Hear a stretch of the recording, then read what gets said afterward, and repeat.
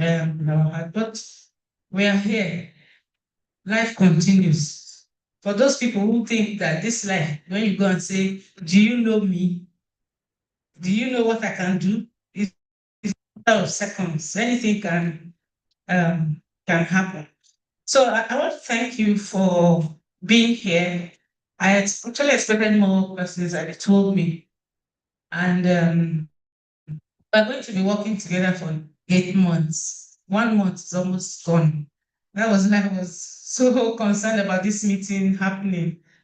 It was yesterday around 10 that she called me and said, the meeting is happening today. I said, I'm in Lagos, so what are we going to do? And I will try to be here. And I thank God that I'm here. So I want to just share with us what my TOR is about. And I'm happy to note that in the last minutes, you had developed a work plan. Perhaps we'll also look at that work plan. I will also be working with the implementation team. I was just told last week that I'll be working with the implementation team. Even though I raised a concern, because for you to do better MIE, you need to know what is happening, right? Because what are you doing as MIE? You are doing oversight on the implementation. So if you are doing MIE, you are doing frameworks and all of that, and you're not interacting with the implementation people, you will come back to do the work again. So and I understand that I'm happy that somebody from Ministry of Justice is here. They're the lead on the implementation. Ministry of Justice is the lead on the implementation of that. No, not you. I'm saying Ministry of Justice. Yes. So I'll be paying you people a visit from time to time. Let's just run through the slides. Go, let's go. So today is actually our inception meeting. I already held a pre-inception meeting with the Sugar team last week, and that was when we came up with this date. So we need to be able to do this and fast track because this assignment actually started on May 29th and it's supposed to end on January 28th. And in this assignment, I have only 40 days, but they're already using me as if I'm doing I'm doing full-time job, so the 8 months, I have just 40 days of consultancy time.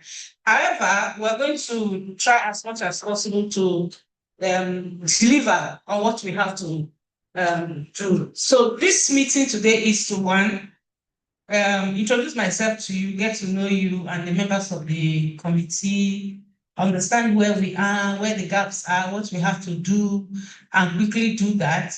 Perhaps at this meeting today, we'll also give people assignments and responsibilities. I'm happy also that from the minutes, there's already the work plan committee. So the work plan is one action plan. The action plan committee. So it's one of the tools we're going to use to do this. And then we will set up a timeline, deliveries and other things that we need to do to be able to achieve the targets by the end of the time. Sometimes you may think that 8 months is such a long time, but remember it's just 40 days out of that 8 months. So that's like 1 month and 10 days that we have to deliver on everything that we need to deliver on. So this meeting, just go to the slide, is to align all stakeholders. One thing is that the deliverables we're going to have from this assignment will be owned by the committee. I'm only going to give technical support, but whatever we come out with, it's going to be co-creating it, all of us making inputs. Perhaps maybe the entire group can also set up a smaller committee that I would always work with. Madam Bosse is my contact person for our sugar.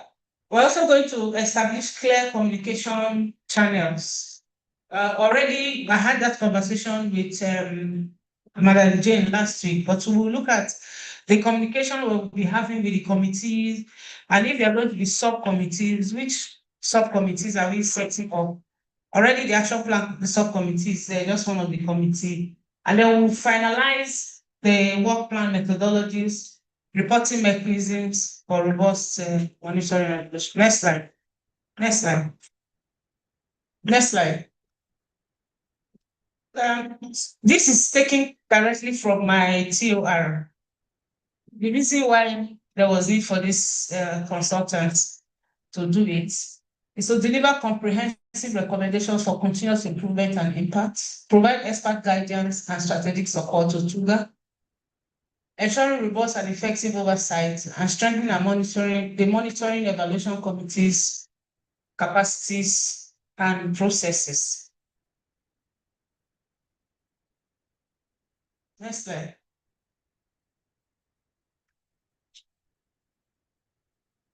So this is just a nutshell of what I've been saying, but the most important thing is that we're going to enhance monitoring of the National Anti-Corruption Strategy implementation.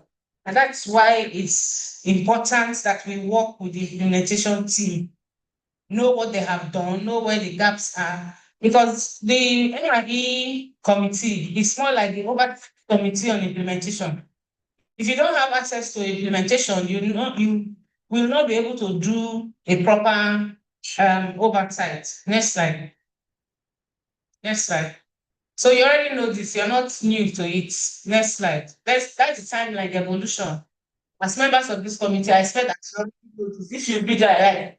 You wake up and they ask you should know it, right? So we shouldn't dwell on it. Next one. So if I'm looking for a copy of the national strategy. I was only able to get the old one from TUGA. You said? So that's a huge gap. Because if we're going to do an MIE, we're not going to look at this that is expired. We're going to look at what has happened and actually the old and the new paradigm. 2017 and the 2020 to 2026. So we need to be able to look at both of them, look at the shift, what happened, what is different from the first or the old paradigm, and then going forward, considering again that new one is expiring this year. This year, it means that whatever we are going to come up with, we're going to be forward-looking. Mr. Godwin, welcome. We're going to be forward-looking and considering a new phase that will happen. So we really need to identify what the gaps have been to make our work really easy. The next one. So the pillars, you know the 5 pillars: prevention, public engagement, campaign, recovery, and enforcement and sanctions. The next slide. These are things you already know. So I'm not training people who have never heard of the NACS. I'm not giving you information and I'm not doing training. I'm only looking at this. So why again are we doing that? These 4 things came out clearly in the terms of reference: weak performance tracking mechanisms, insufficient integration of digital systems for real-time monitoring and analysis, gaps in data collection and validation processes, and limited availability of standardized monitoring tools. Even when we cannot even have access to the implementation documents, how can you even have a proper data set when you conduct your M&E? It's important that we do that. The next slide. So my overall objective is to strengthen the monitoring and evaluation of the implementation of the National Anti-Corruption Strategy by developing a comprehensive and robust M&E framework, tools, methodology, and some of those tools also include checklists that we're going to develop. We're going to develop templates for reporting so that there's a harmonized reporting system for all of the MDAs, and that makes analysis very easy. So that people are not just bringing their pieces of information. You have a standardized template, whether at the subnational level, whether at committee level, and even if there's going to be an assignment. So you have a standardized template that fits into a general framework for reporting. Next slide. So the specific objectives. One is to develop a comprehensive monitoring and evaluation framework. But that's the main thing. Every other thing sits under the development of a comprehensive M&E framework. That's the whole ABC to Z of what we are doing. The next slide. And it's going to take 8 months, 29th May to 28th January. It means that we have finished 1 month already. Have you? So we have 7 months. And this 1 month that we have finished, this is the first assignment. This inception meeting is the first assignment. So we have lost 1 month with 7 months to go. And as I said earlier, 7 months is not a long time. Oh. It's not a long time at all. By tomorrow, we're already in 1st of July. So I would really need your cooperation. I will need your support for us to deliver on this for the number of months that we have. Next slide. Next slide. Okay. So we're going to do an initial assessment and planning. We'll be sending out information. When I had a meeting with Madam Jane, we talked about identifying capacity gaps so that in designing the tool, you'll be able to also take into consideration some of those capacity gaps. We'll be looking at previous reports that the committee has had put together and see how we can use those to also help in our design. I hear that the committee is a mix of M&E experts and non-M&E people. True of us? True, right? True. So we are going to also have a committee of that same kind of mix.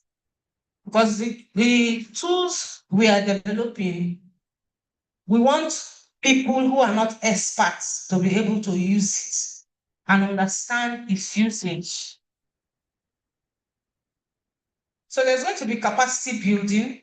When we do data collection, we do all of the analysis, we go ahead and come up with a list of tools we're going to design, even though we have sat down and looked at some of the tools that we can design, but we need to be able to share with you and let us prioritize the tools that you need for the oversight that you'll be carrying out.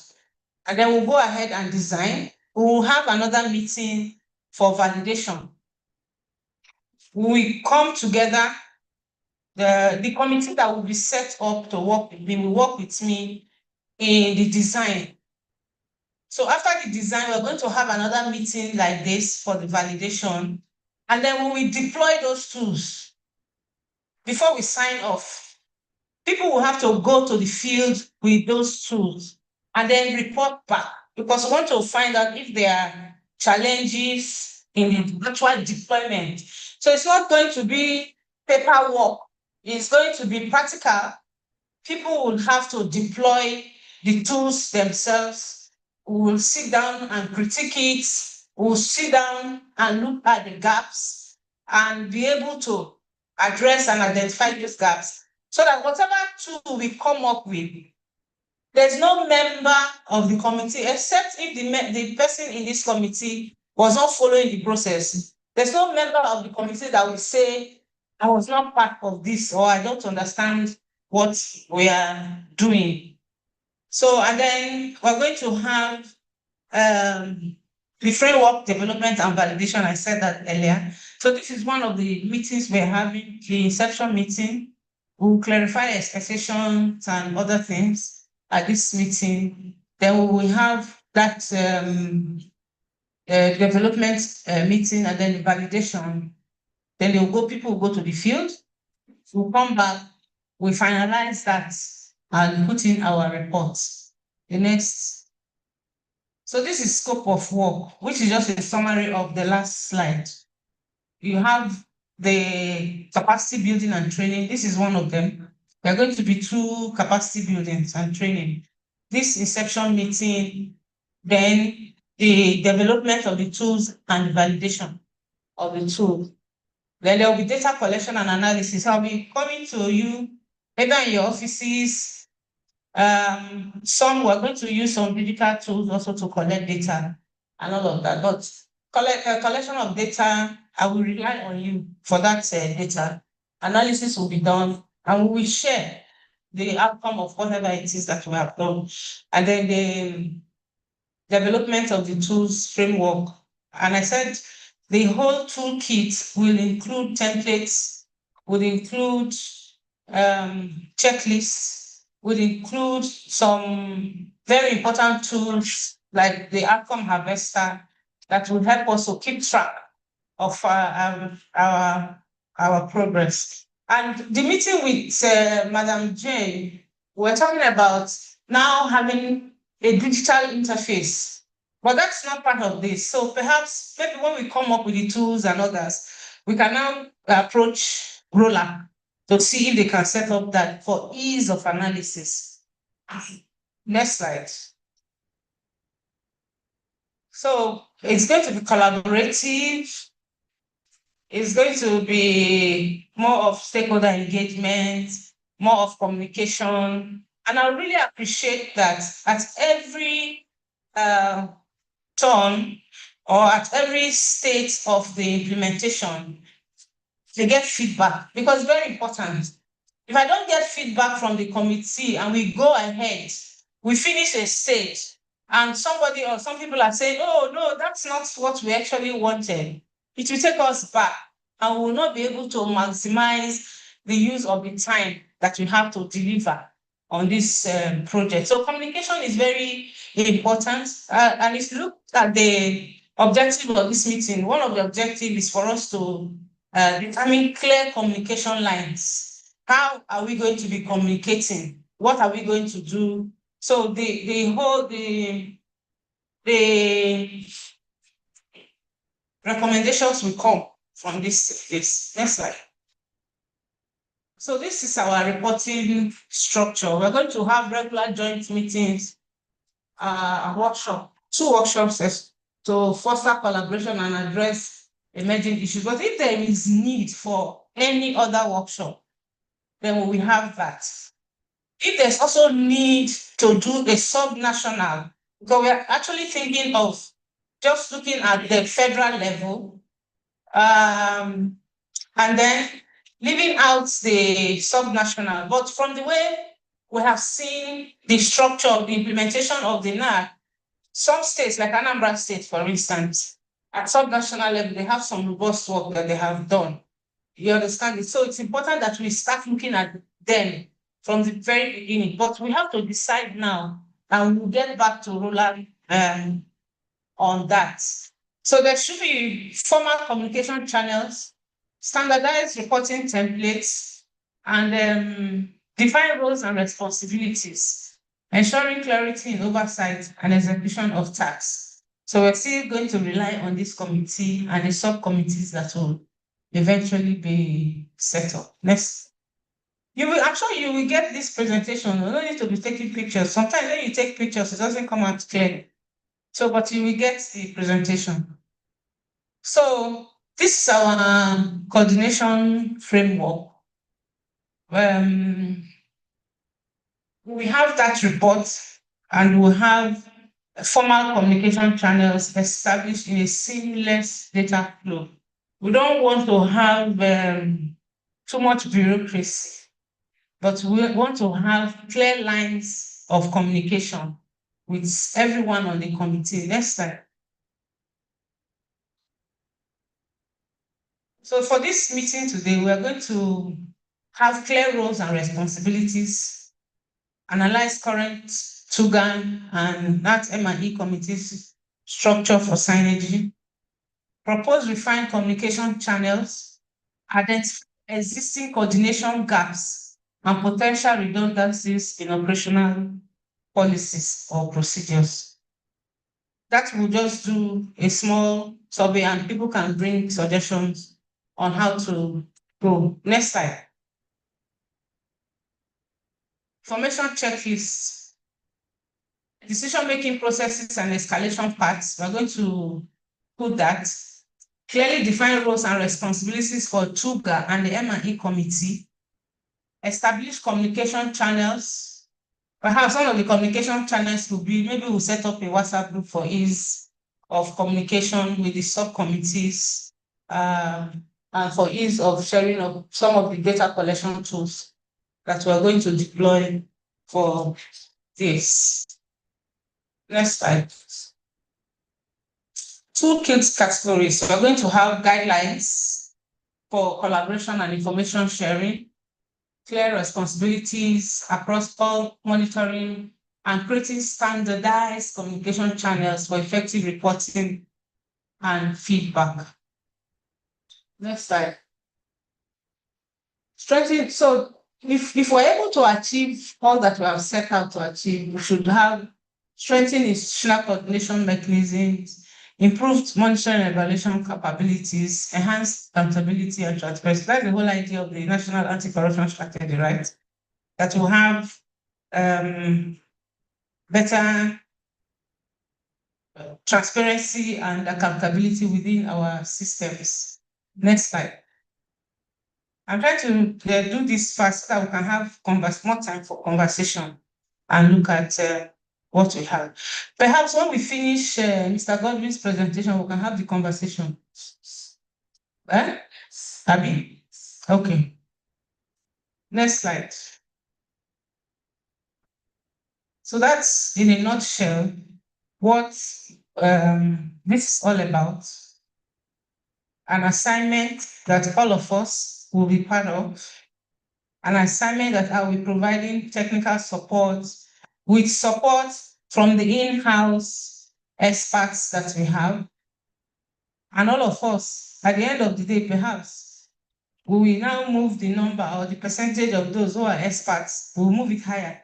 Because if you have passed through this process, you would have also done some technical work on ensuring that you have M&E tools that you can use for your work. And then the deployment aspect of it is the one I'm looking forward to, because it's practical. We're not going to do a document. Somebody sits somewhere, writes the document, brings it and say, oh, this is looking very good. You validate it, but you cannot deploy it. So we are using a different strategy. And that's why time is of essence. And your cooperation is really important for us to deliver on this assignment. So once more, I want to thank you for listening. And I look forward to getting information from you that will help us to kickstart our work.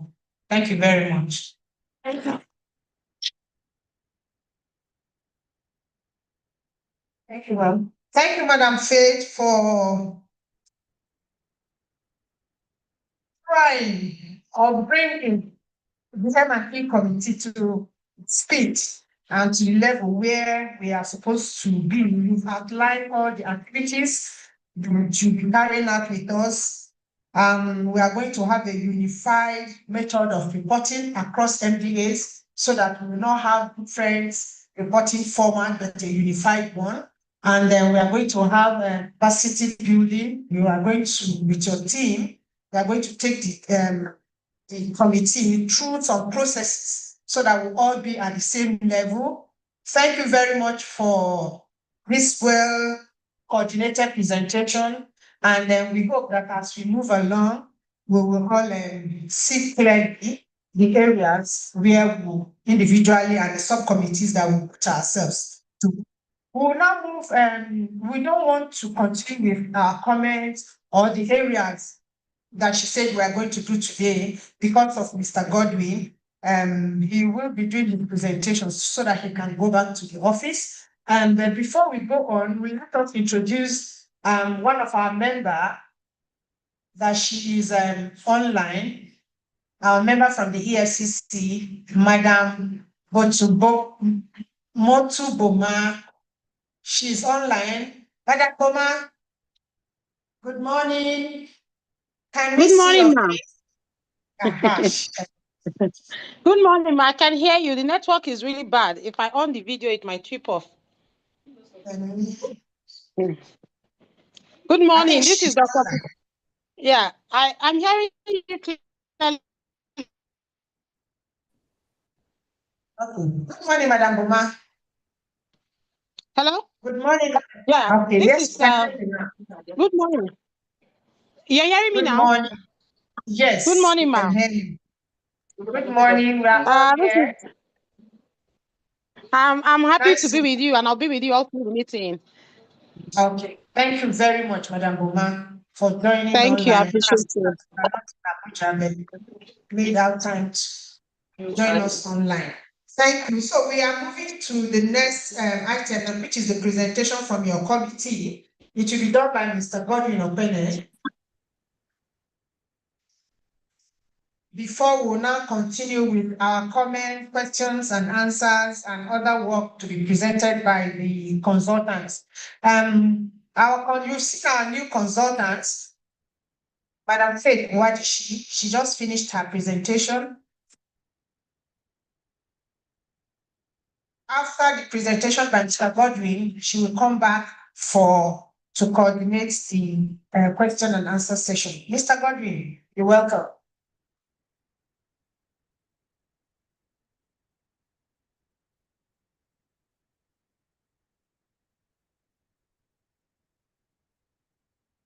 Good morning. Good morning. Head of Yoga, represented by Ms. Bosedi Winchbell, and Director Tuga. Madam Edith Wadishi, few consultants, members of Nac'S M&E Committee, and good morning. Like Madam Bosedi introduced, again, Mr. Godwin Openi, inside policy and strategy.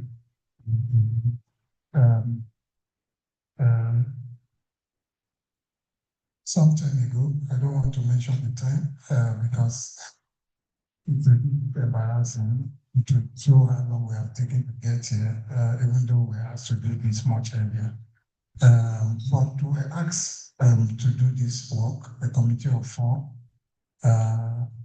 and I was graciously asked to lead the committee, and I humbly accepted to do that.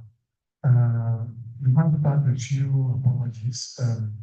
The very first one being that, given the importance of this book, I should have been here before everybody else.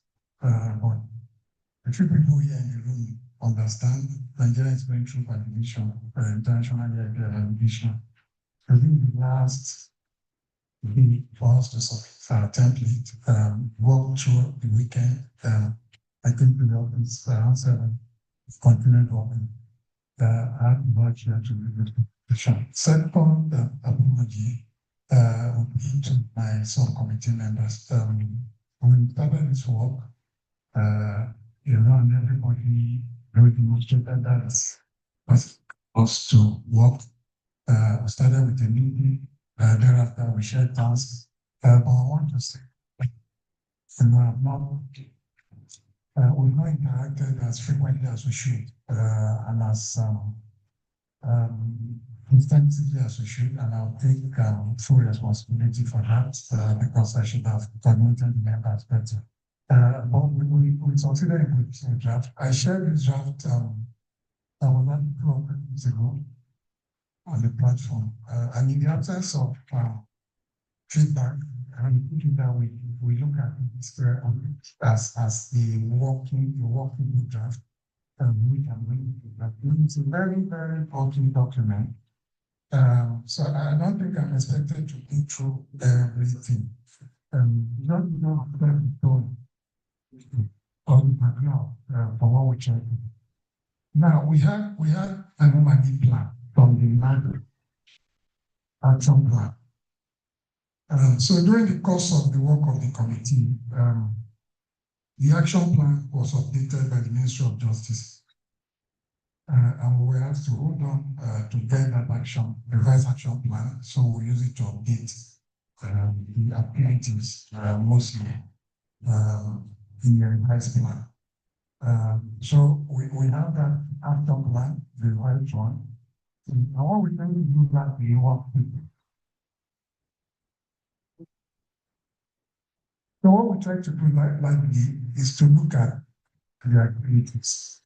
If Martin, can you open the action plan as it is there? So you know, when the table was set up, it was designed for a high level planning document. Break it down into the document. The way activities and all of that can be measured. I'm trying to so we thought, okay, some of the things that were not and we identified ourselves. So you find here, scroll up.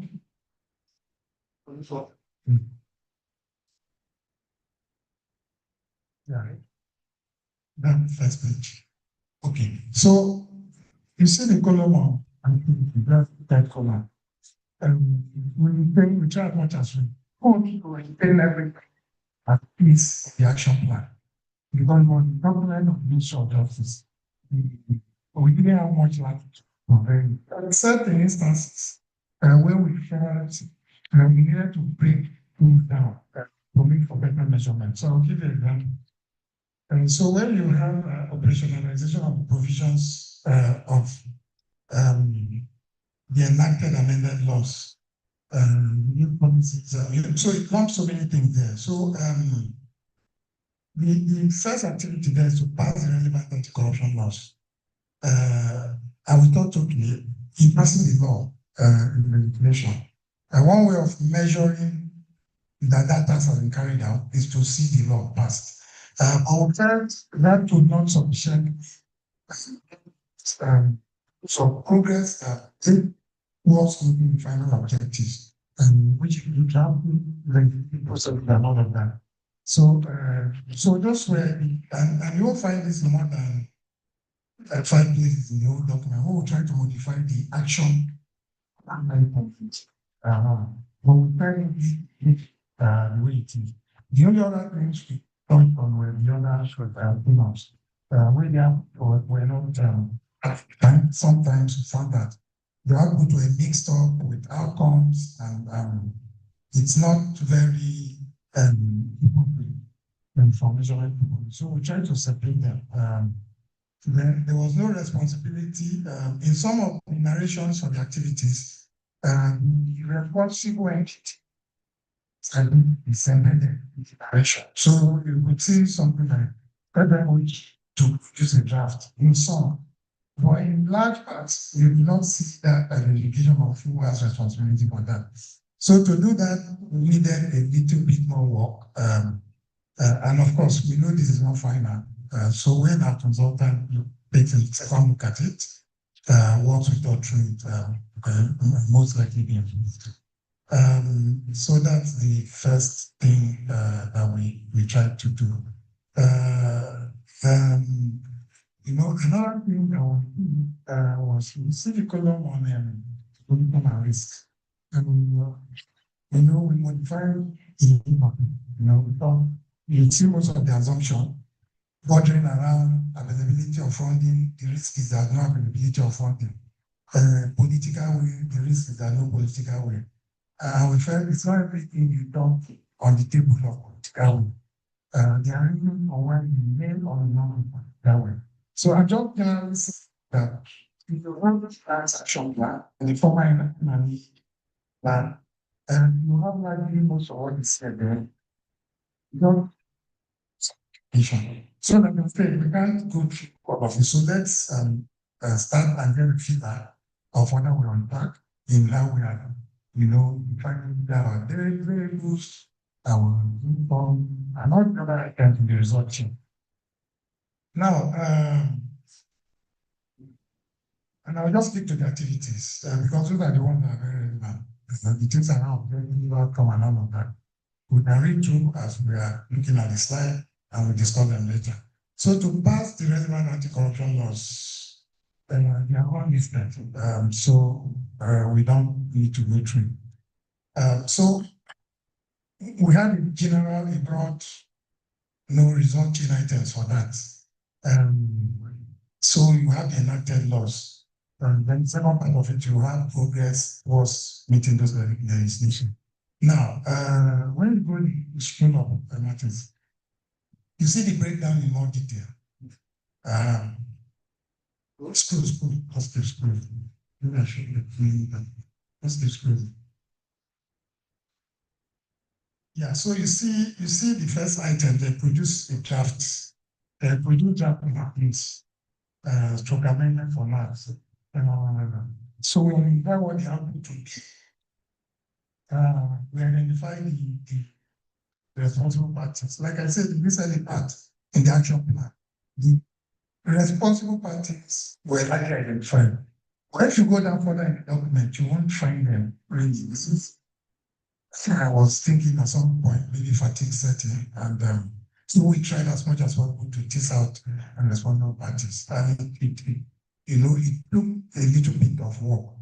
When you look at see who have responsibility for what and all of that. Again, like I said, it's not exhaustive. So what would be the output? If everyone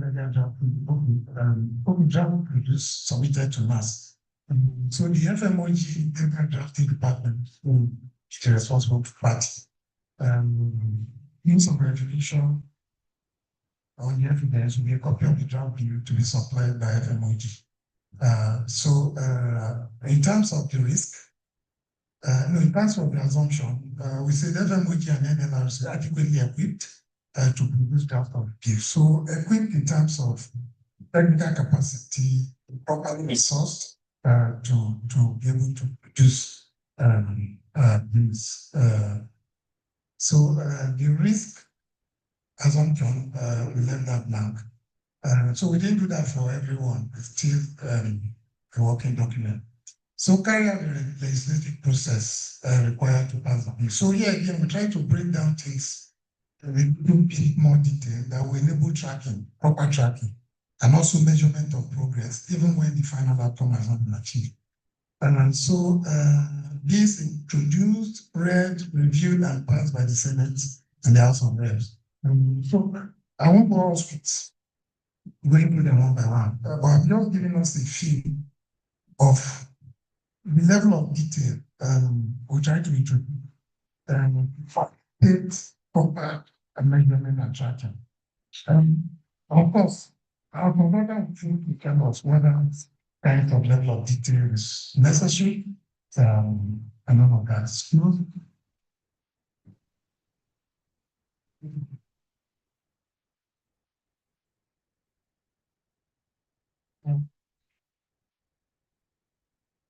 Okay.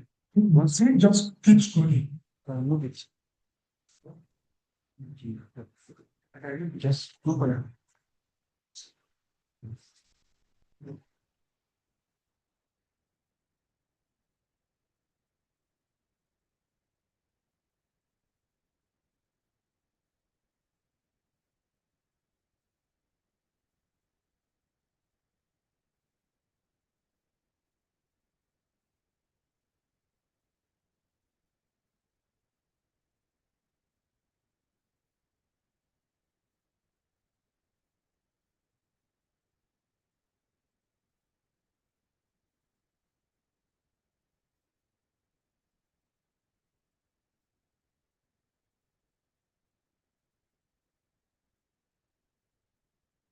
So through that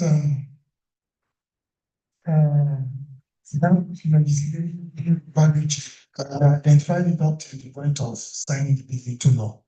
And who has the responsibility for it? What is it? An output and what is the meaning of verification? And who has responsibility for providing them evidence? Then next, we have an item around map the challenges impeding the enactment of the laws. Conduct surveys, interviews, studies to be able to map those challenges, including research and level of awareness on the case. control advocacy and awareness on the passage of the above laws. So what would be the outputs? They are listed there. News, project reports, advocacy activities, arrangement of the communities. So who has responsibility for this? And from doing this. Well, we thought, okay, maybe even do that more relevant. And we try to do that in some instances. We did it not in all instances. Yeah. So what's the means of verification? You have it there. So what would be what is the assumption here? You know, and from we're not them experts. You know, we try to define the assumptions, but the people we know that they might speak about it. So the assumption of what needed to happen or what exists and what manufacturing. Then what's the reason that condition will not apply in practice? And that's environmental taking our own, political content, constitution, our environment, our experiences. So the assumption for this not to happen is around okay, the assumption of the conditions that should exist is that it should be a enabling environment for advocacy, state and non-state actors willing to collaborate and partner for the advocacy. The requisite technical and financial support for the completion of the advocacy. And the risk of these conditions not existing or these activities not being delivered is a minimal role played by CSOs and the media. CSOs and media not really being very invested in issues, focus on them. Now, financial support for advocacy, which is a practical challenge that most of us are involved in our own fields of work. We would like to find this environment by looking. Then, so another activity is here, implement laws, develop new or existing operational documents, policies, regulations, processes, SOPs, etc. So what's the outcome? It's self-explanatory. So it's operational guidelines, policies, regulations, and SOPs. Responsible parties, anti-corruption agencies, law enforcement agencies, and regulatory agencies. So means of verification,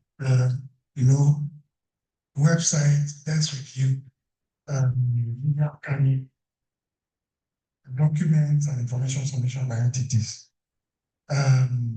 So what's the assumption? There's in-house capacity. Again, question of capacity. Skill set and ethical question. We're trying to, sort of revise that space, but we didn't get around to do that. So ethical questions. If there's the proper ethical drive within the actors to pursue this among public officers for implementation, strong inter-agency collaboration, operation, of course, political wing, like I mentioned earlier, the usual suspect for implementation. So as much as possible, when we encounter that or when we identify it, we try to break it down. A political will, in which form does it manifest here? And issues need to be, circulars to be issued, circulars and directives from the SPF, presidency, FEC, office of the head of the civil service of the Federation. Diligent and effective prosecution by prosecuting agencies, prioritization of corruption cases. So in the formal document where you have this political with us, an omnibus description of the challenge, we try to break it down within that context of what we're talking about. Then what are the risks? Inadequate in-house capacity. Sometimes when you look at the assumption elements, you try what the risk are. Again, like I said, our consultant should be able to guide our primary. He follows necessary in that pattern or format. So inadequate in-house capacity and wrong values of public officers, resilience and slow reception and slow receptiveness from public officers, the political will to prosecute, and non-diligent investigation, and media trials by the prosecuting agency, agencies non the lack of learning by political will again the amendment of the relevant laws. And we know that a practical issue in terms of implementing some of anti-corruption, whether it's anti-corruption policies, anti-money laundering policies, and the implementation of its financial flows policies. Another activity to monitor and evaluate the implementation, which practically is what the committee is about, and why we're here today. So, on this, although it's just one item here. So the activity is to monitor and evaluate implementation. So what will be the output? Organizational money plans reports produced. We agree, we have a first draft. This draft is what we worked on to produce this revised draft.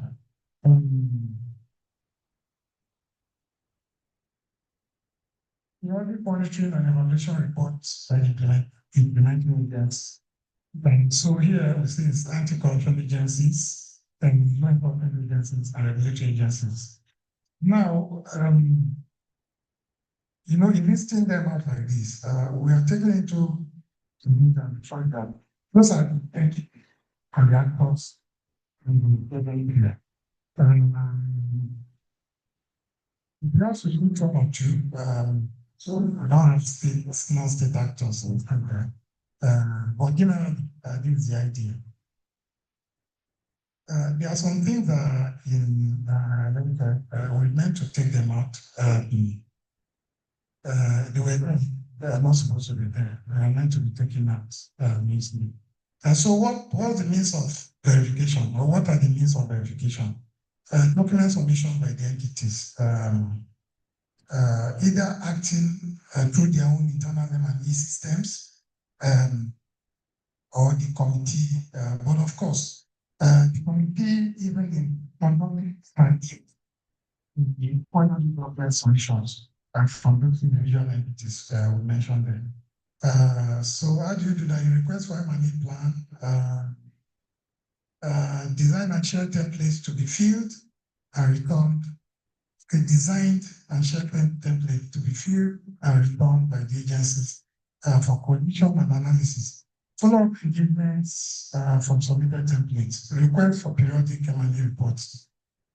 So risk assumptions that the M&E system are institutionalized in the agencies. Because one, if you do not have M&E consciousness or culture, what you might call the one is like internalizing, embedding M&E in the system, mainstreaming. It's difficult for step in format that will enhance or enable tracking, measurement, and all of that. So when you go to request for them, they don't exist, or that's not the practice. It produce or it presents a foundational problem to your M&E process. So that M&E systems are in place and have been institutionalized. So what are the risks is that MDS do not have existing embedded M&E in terms of processes. You can say and get boring as we are going through this one after the other. It's a bulky document that is very viewed all of that. But at some point where I need to, because we can't do all of it today. At some point when the consultant thinks we have sufficient insight as to what the community and what the government contains just alert me. Now, another activity is to conduct gap analysis to identify existing gaps for the prevention of corruption, issue new or amend existing guidelines and policies, and also deep SOPs, investigation, database for investigation, prosecution, and asset recovery. Who has responsibility for that is stated there. Usually anti-corruption agencies, law enforcement agencies, and regulatory agencies. Same submission by the relevant agencies. Then the assumption that the MDA can prioritize the preventive mechanisms of corruption. So, yeah, so if they have that in their systems and they are practicing it, yeah, so it's very, it's start to that you have these documents, missions that will give you, like are keeping these records that will provide case of verification for them and so what are the risks? Lack of requisite structures, capacity, deficit, or lack of requisite structures, capacity deficit for gap analysis. Because like we know, this activity can be a technical one. If so if that capacity does not exist, it will be difficult to expect that task will be carried on. Another activity, okay, so this activity is around, fund, equity, and we mentioned that it's to prevent and combat corruption. So from here, what of them? The action plan. We just modify the one that we require that modification for more specific measurement. Make case to have Federal Ministry of Finance, Budget Office, and NAC'S for increased budget allocation. The action plan, I don't really want to go through like this, but let's move on. So, what is the output within those agencies, NDS and NDS, to show that it's making being followed up. And it wasn't in the action plan, it wasn't in the original document, so we're trying to break it down. So, written submissions in budget,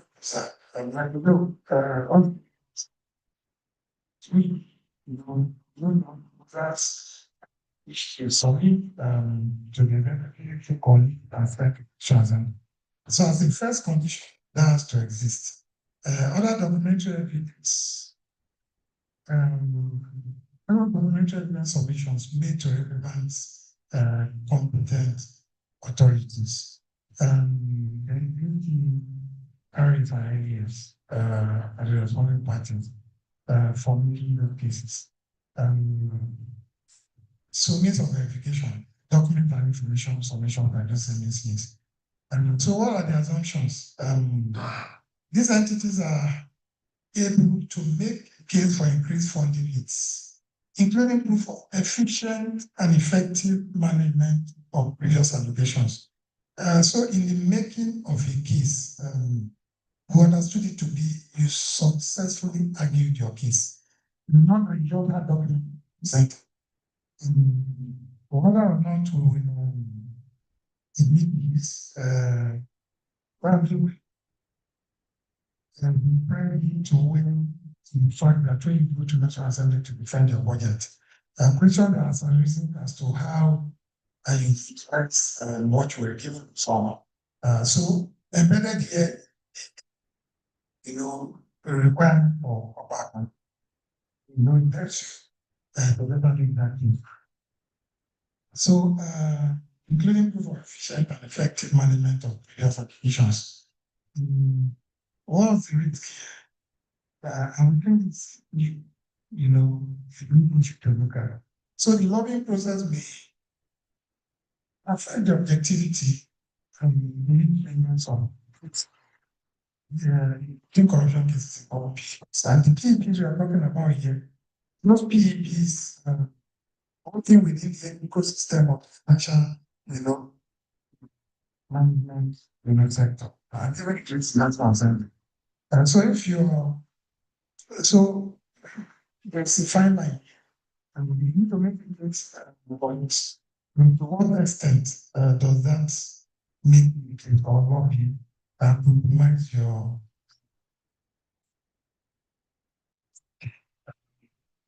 corruption results? So at some point or the other, when some of those same actors as some customers later, or are currently even having some of those customers under those actors under your searchlight.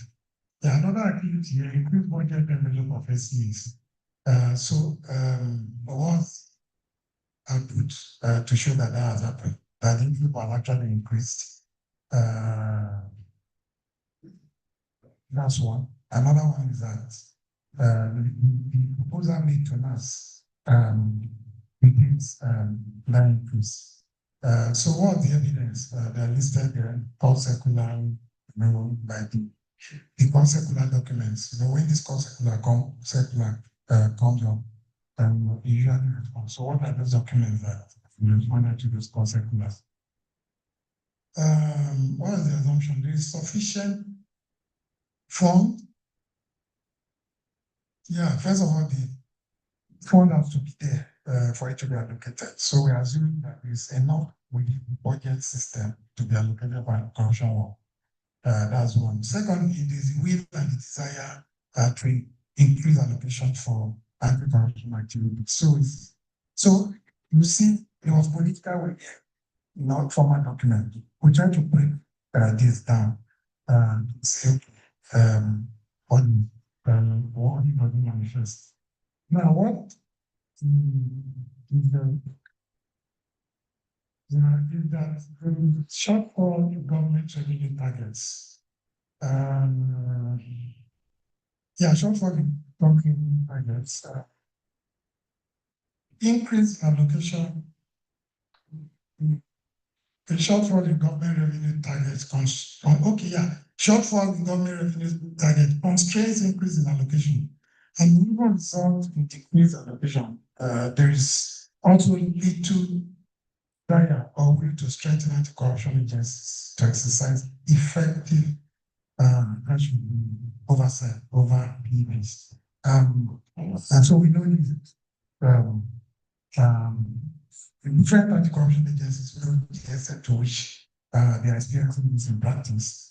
So it's a political issue, but we'll break it down into why might the political actors have little incentive to commit more resources to anti-corruption work than the need for other budget items. Like I said,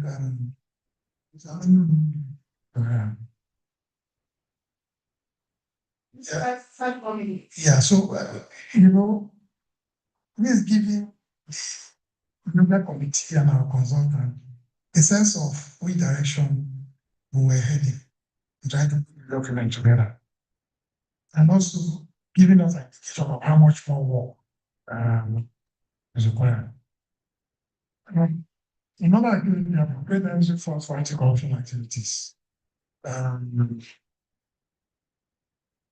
So the evidence for that would be increased accessibility of projects. That's from the national agenda, specifically about cooperation.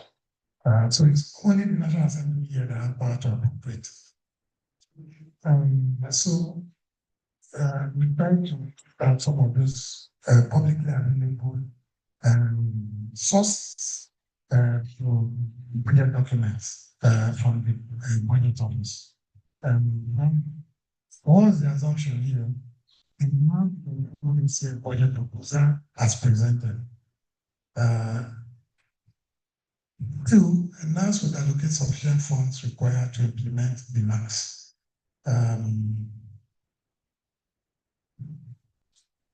What's the risk? There may be no incentive to strengthen anti-corruption institutions to perform oversight political office holders. That for us is self-explanatory. Yeah, so this is another source of information for it. Let me say something at this point. The numeric notation will be found in the original document. We're taking out most of them and practically all of them now, for two reasons. Number one thing is that because it requires action plan, for instance, you know, so that what you call it, sequence no longer is there. So they need to renew numbering. We also did not logic for the things like um, I just don't according to for them. When you go to the voting or the other citizen in mentioned, that's point. They weren't really aligned, you know, they weren't aligning. So we just didn't see the logic or the practical benefits and for them. What are the common activities which will help us to be linking back consistently with that action plan document. Now, you know, if you under a particular objective, you have like 10 or 12 items. They are not put into boxes, into separate rows. All trying to say, you know, so that you can choose one action plan activity all through the result team to the end. So you know which is responsible for what. You know which hand to expect from each activity. Yeah, so I just felt I needed to clarify that. So another activity, so release funds for anti-corruption activities in the manner. Because it's not only up to operation and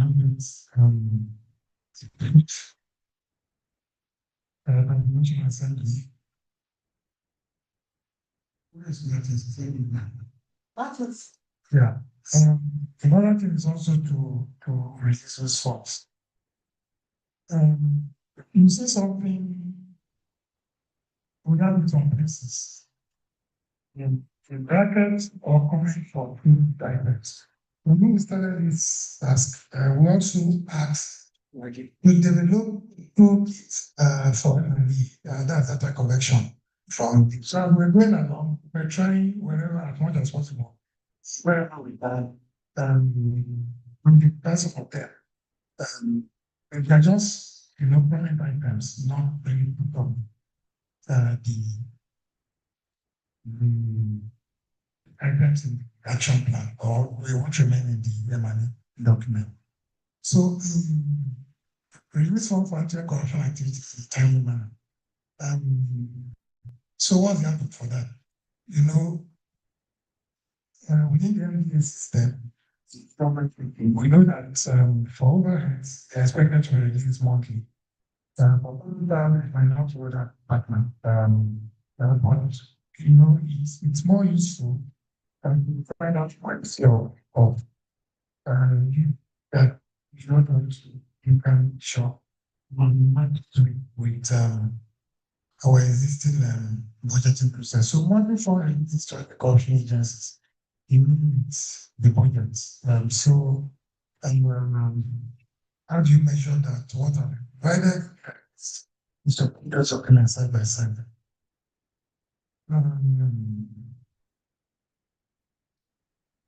So who has responsibility for this release of funds is the ONGL. So now we have something there in that comment. So he said note special interventions, each including service-wide priority federal of finances. So we're not just talking about, you know, for us to measure government commitment funding anti-corruption. In some cases, it might be misleading or not completely, it won't paint the entire picture. If you're looking at budgetary documents, the budget documents alone, some of us, Nigerians, for instance, we are aware instances where government have had to make special interventions when sufficient cases have been made for that to fund activities that came up that were not safe during the budgeting process. So we felt that it's not just the appropriation documents that should be relevant here. Also, the evidence of those special interventions. So what is the assumption here? That budget performance will be sufficiently high. Revenue and expenditure. Budget performance, the overall budget performance. So when you are expecting government adequately to funds, making the assumption that government will either meet all its revenue targets for the financial period, or it will even exceed it. So the risk government revenue shortfall may reduce allocation to ACAs, where GF and FMF would not prioritize anti-corruption activities. So the rate here is that might not be, and if it does happen, it will not be, corruption work might not be in the proper government prioritized for the very limited funds. Maybe you finish the forming parts ready discussion. Identify the relevant partners and request technical, material, and financial support. I don't think this was the original action plan. And also, we didn't also say to the former MLA, but I said, okay, this, this is very important because, why are we even here? We all know that Nac'S M&A work it's been made possible because of non-statutory allocation funding source from the donor. But then again, national anti-corruption policy document able to establish a systematic way of assessing solidarity funding. Not stopgap measures or whenever we run we approach anti-corruption. No, so we approach a donor agency, a donor organization for funding. So identify the relevant partners and request technical, material, and financial support. So which document will we find evidence that has happened? Communication strategic plans and work plans indicating stopgap. Because we are expecting that when big data collection is happening, and those collecting data by money come along, these are the things they will ask you to produce. So if you have strategic plans for work plans that indicate resource gap, if you have proposals, and whether the proposals that were successful or not, you have written the donors.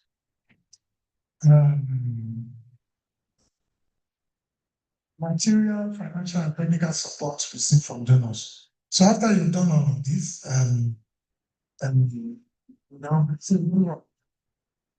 so do you have actually yourself some donor support that came from that very deliberate, intentional, systematic process? Who has responsibility for that? ACs, MBAs, and RMs. Information and document submission by the entities will be our means of verification. So what are the assumptions here? That there is sufficient resources available within the donor community. That these resources are not just available, they're accessible and they're sufficient for our anti-corruption work that is necessary, but it's not currently being funded by government. Also an assumption that the sufficient technical capacity to develop good proposals partners. Sometime in 80, we've realized that this was a challenge. That,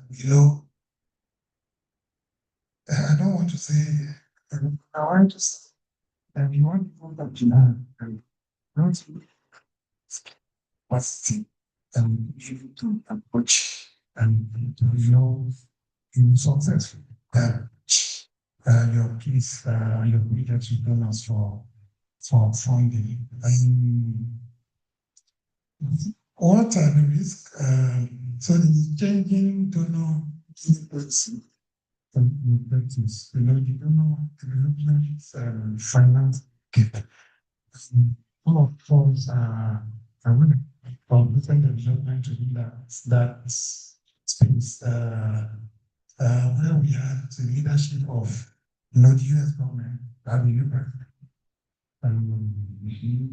being aside of the issue, we need of the development finance sources across the globe. We need of development funding, particularly in the development countries to keep it. And so we're making an assumption that we are losing. This here is that this right. Again, you have donors around, or you identify the ones whose grand objectives fit the work you are trying to do. So if you don't find any of them with that alignment, it's going to be difficult for you to, let's say, you can successfully approach secure donor funding for grant adoption activities. And then another risk will be that there's a risk. So there's a risk that you might rely too much on donor funds, which might create a very difficult dependency syndrome. So you have experience of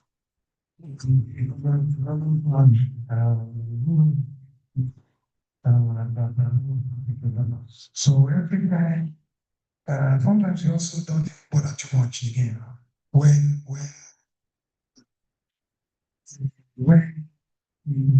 the gear shortfall in budgetary allocation, so you don't have the money. So when that source dry up, due to factors that are not within your control, which we have listed there, it's not making your constraint or limit your effectiveness.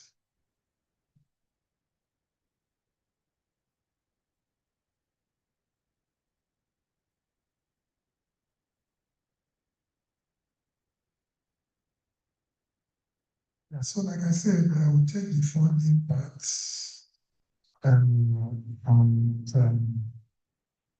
so since capacity went hand in hand with resources, let's just take that. I think it's just two activities and then I'll stop. So another activity here is to reinforce technical capacities of training institutes. So upgrades, provide modern equipment and facilities, conduct professional development activities for staff. So all of the actions to show that has happened. So they installed modern equipment and facilities. We need these and arrays. There are also sufficient adequate professional development opportunities and activities going on in the entities. So who are those responsible for this? The usual suspects. Using verification, information and document submission by the entities. So what's our assumption here? The budget and funds to the entities, that's the ACs and NES now. It is sufficient to cover the needs of training institutions. So it's easy for those making these funds available sometimes. And that is that it's separate case for this. So it's easy to see anti-corruption work, like in the context of the investigation, prosecution, and the prevention. But they have an anti-corruption institute They have a financial crimes institute somewhere which needs adequate funding.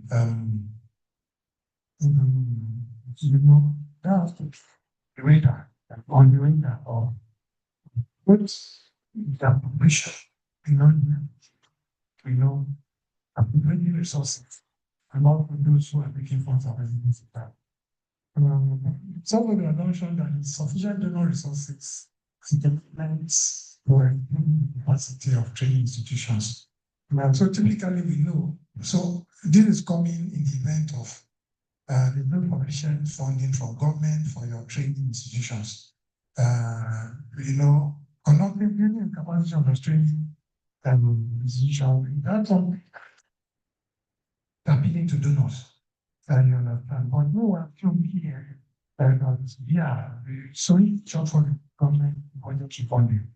We need donors, but we know, I wish to encourage that, under my view, that, you know, the investment just those who work within the anti-corruption agencies and the, you know, the result where the duty that's carrying out active anti-corruption investigation and prosecution. And another activity there, I think the final one consider no strategies, plans and work plans. In their injunction plan, we just try to, you know, the work plans in line with the Nac'S 2026 action plan. So the agencies are expected to take the document when it was produced, approved, and launched on their own strategy. You know, the various ways they are going to fight whatever it is, corruption, money laundering, emergency financial flows, you know, transparency, accountability, and governance initiatives in their organizations. So, what sort of channels for against copies of strategic plan and work plans from the entities. So what is the assumption here? So the main assumption here that the plans, action plan were disseminated and properly disseminated. Agencies are sufficiently engaged. And this for us is practical. So if only the movement were visited and approved by check, if it was not formally disseminated and included, you know, the anti-corruption to know and only it's very difficult for you to find elements in their strategy and work plan that is objective or people inputs and outcomes of the Nac'S document. Another assumption is that NDAs are committed to the implementation of the Nac'S objective. There is sufficient capacity, resources, and support to develop those organization level plans, whether they are strategic plans or work plans. And from experience, we know that skill or capacity is not given to our grantor. So what's the risk here? A lack of capacity to develop this planning document. But we need to believe that all these years, the ones that have encountered or know all strategic plans, we are that they all have strategic plans and they all do work like this period. But if this is not a culture or a beliefs, it will be difficult to find that systematic alignment within this with the National Anti-Corruption Strategy document. To develop strategic plans that aligns with Nac'S in 2026 action plan. Since we should continue But you know, like I said, it's a bulky document every entry, you know, that provokes some kind of reflection, thinking, interrogation. The week I think that without having last time we shared about 2 or 3 weeks ago. I don't know how we are proceeding from here. If the entire committee will take a look again before we hand over to the consultant. Yeah, but just for me to say that it needs a bit more clean up. Those things that like that it's massive down to the end. So thank you. Like I said, if you still want me to stand here and bore you, continue to bore you. And one more favor.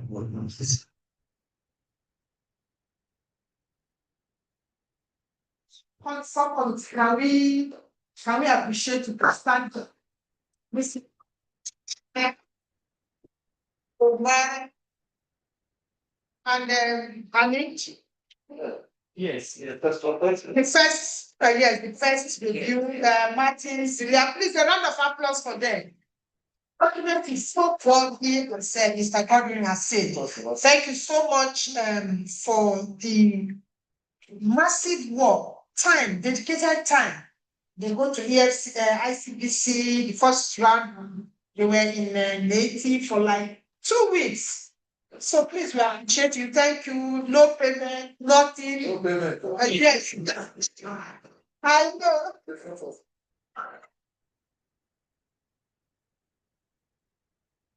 No payments. Yeah, they came on their own transportation. Nothing for them, no allowance. Please, it's what Madam, it's for let's them. go to the front for table. Stand. Urgent? Yeah. Chair, Mr. Godwin, please. Only 4 mention yes, and the first round, yeah, it's a very well, it's a very good document. Please, Max, can you? Lisa, please. Okay. Oh, Madam Poma is not around. You got the screen on like that. Yeah, to you, we are representing the first. Thank you.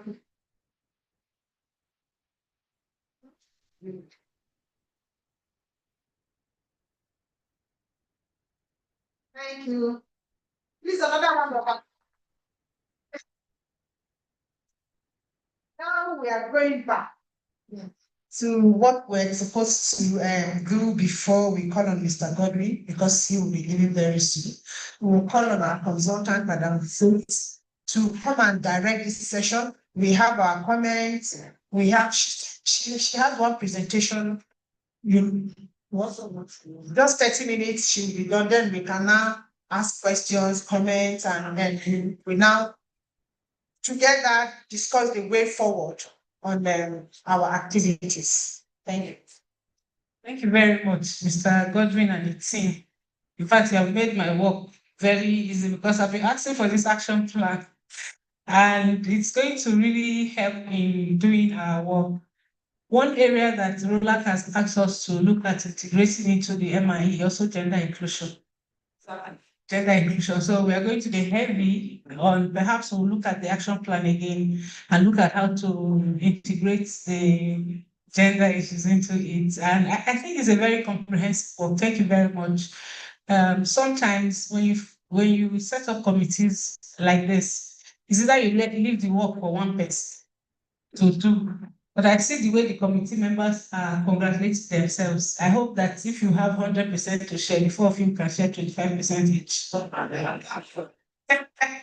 That's because the 4 of you may have put in equal time into it, but it's very impressive. Thank you very much. Why this? I say it makes our work very easy. Mr. Godwin was asking about some other information that we need. For instance, one of the things you pointed out, the responsible persons, very important. Sometimes also indicating or identifying the responsible person at national level and at sub-national level. And not just Not just identifying the responsible institution, but the responsible person within that institution also helps your MIE and tracking makes it very easy. And because we dealt much on the area of funding, one of the tools we are going to also develop will be the budget income and expenditure tracker, so that we're able to determine, there are about two different tools within that we can develop. One, to track sources of funding and the amount of funding that you get for the particular implementation of the NAC itself, and then tracking the efficiency of utilization. So sometimes we don't take that into consideration in doing our MIA, and it is very important. Cost is very important for the implementation of any document, and it's, you see, it's also a gap. Most implementation documents that we have in the country, one is either they don't have budget as part of it. Secondly, there's no provision for tracking, that budget. Sometimes when you see that. So we are going to look at that. And I'm happy also that issues around capacity deficit, for gap analysis, and some of the assumptions that were made and the risks, we're going to also have risk and assumption tracker to see how we have mitigated that over time to help our. So once again, I just want to say thank you very much. What I want to share with us now is to look at, we agree on the sequence that we will take to do this, but I want us to, there's a document I shared with her. Yes. So we're going to do two things. We will look at the timeline, and when this meeting is happening now, when next we're going to have this meeting, so that before the next meeting we'll have achieved some other things. We're going to, as soon as we finish this meeting, we'll start working on the reception report, and then we are going to do a depth analysis of all the information that we have. So I'm going to show us a list, a checklist of some of the information that I will need. If you have them, you let me know if you already have them, or you put them together. For instance, past reports, past MIE reports that you have done. So for it, the first thing I needed was the copy of the NAC itself. Now, the 2022 to 2026 NAC is ending 2026. The first question I want to ask is, what are the two priority things you want seen done before the end of 2026? Because tomorrow we'll get into July, right? First half of the year is gone. So we have 6 months to implement the strategy. You see where we are. So if I ask the committee, what are the two strategic or priority things you think can be done within these 6 months? And we'll find out if it is captured in that action plan, or we can come up with another plan to see how to prioritize those two things or one thing. But I think that if we prioritize two things, we can actually work towards it in achieving it to make some impacts in the implementation of the 2022 to 2026 now. Any suggestions from anyone on the floor? You are there, my people. Okay, my brother. Take the microphone. Take. No.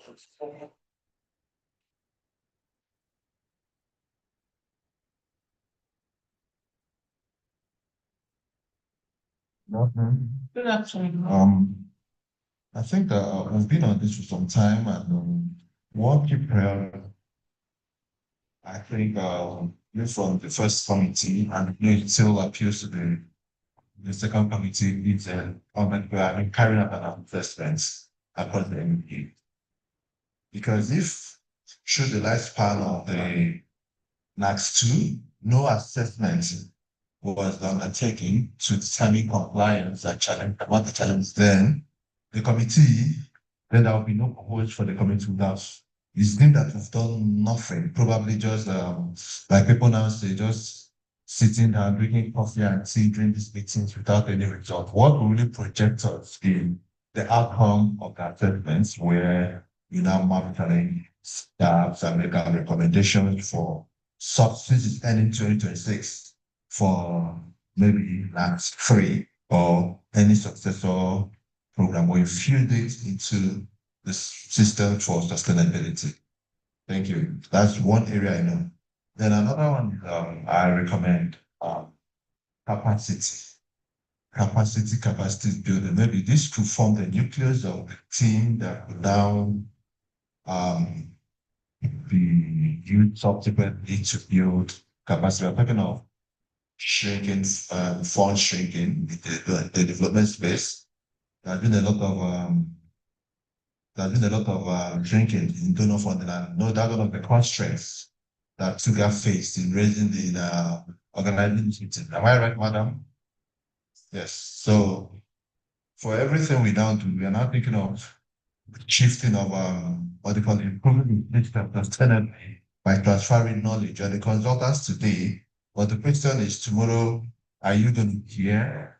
We pray, maybe under Nac'S 3, in advance, I congratulate you to be returned as a consultant, this as the Nac'S 3, but the more sustainable and enduring pathway is to now, whatever you now have, to now share with us. And I believe it's a key provision in your contract document. So capacity development assessments across MDAs and even at the subnational level. Thank you very much.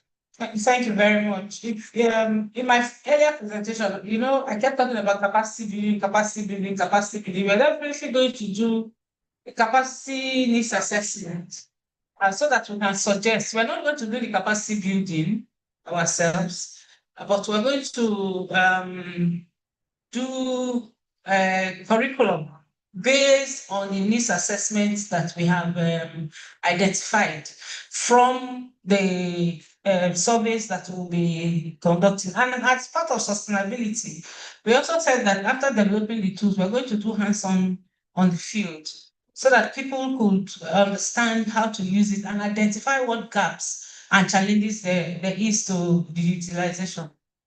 So, okay. Yes.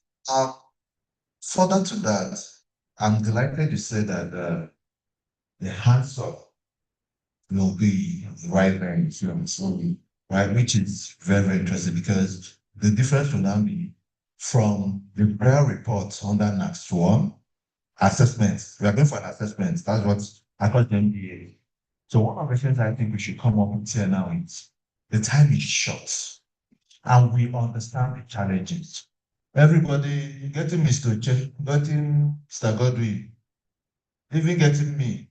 And because as a consultant, I also do my own consultant services as well, right? It's quite challenging. And 8 months or 6 months, right? 7 months. That means number one. One of the outcomes here is now to fix specific timelines for this activity. Yes. Right? If we live here, as we are gathered here now, without knowing the timelines from July to this, from this to this, then I'll tell you, and I'll bet you overcome nothing. Right? Because everything's going to fall through the cracks. Am I lying? That's definitely the good. Then another thing is, yeah, we should be able to identify the MDAs will be accepted. It's the final question that Yeah, very key. Then fixed timelines, then assign roles. Assign roles at this stage. We talked of the subcommittees, assign roles. Start to encompass is challenging and it's tight now. And above all, motivation for the people that will be going to the field. That's us. It's one area we say is the community, we say it's national service. But landing in that national service is a scope that is even far beyond those of regular civil servants. Because by the time you go, you meet civil servants, you meet public insurance, to refer you to here and there, here and there, here and there. you see that you keep revising and revising and revising. Then, unfortunately, we have AI now where we can just bring our ideas together, show it there. But one thing is that incentive and display is necessary. Very, very necessary. People will be spending their money. Okay, am I speaking our minds? No, if I'm not speaking our minds, let me know. People will be coming transport every day, spending their time. When they now go back to their offices and homes, they will not have to try to make up. And it takes time, obviously. So please, I appeal for us to really consider spec of incentivizing those that will be on the field. 10,000 naira transport to just let me be very open. Not the 10,000 naira daily transport, you just go and come. Something far, far better that will encourage one to do what? To get fully involved. I don't think that's something like a voluntary national service now. I don't know. Thank you very much. Let me stop here for now. Thank you very much. I'm sure, Chuka, you are taking note of that, so that you can have that conversation with Roland. Yes, in the support of that. Yes, But I want to add that in addition to what he has said, we also have to take into consideration that this year is an election year, even though it's January 2027, the major political campaigns will start this year. So everything we are going to do must be done urgent because we don't actually have time. By October, in fact, the last quarter of the year, everything will be run. Thank you. before we end this meeting, we're going to look at next steps. And those next steps will assign dates and people that will help to achieve those ones. So, but I don't want us to bring it up now so that we can actually finish what, okay, Mr. Godwin, okay, so that we can finish what we have. Please, Mr. Godwin, in also responding, could we now start identifying priority MDAs that will be assessing? We'll just suggest some priority MDAs that will be assessing, and then we'll look at it again at the committee level. We'll send you a survey that you kind of vote on those priority MDAs. We'll agree on how we are going to assess them and when we're going to assess them. But in answering your question, I would like you to tell me maybe in one sentence or anything that's shorter than a sentence or a phrase, what would be for you the outcome of this assignment? What would you say would, if you want to say this assignment is done properly, what be that one outcome that you want to see?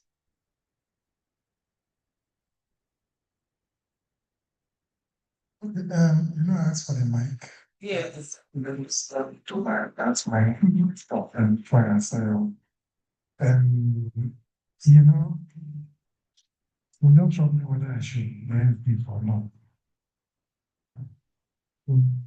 And that meeting we had, and I think it was Madam from Fiscal Responsibility Commission, I wrote it also.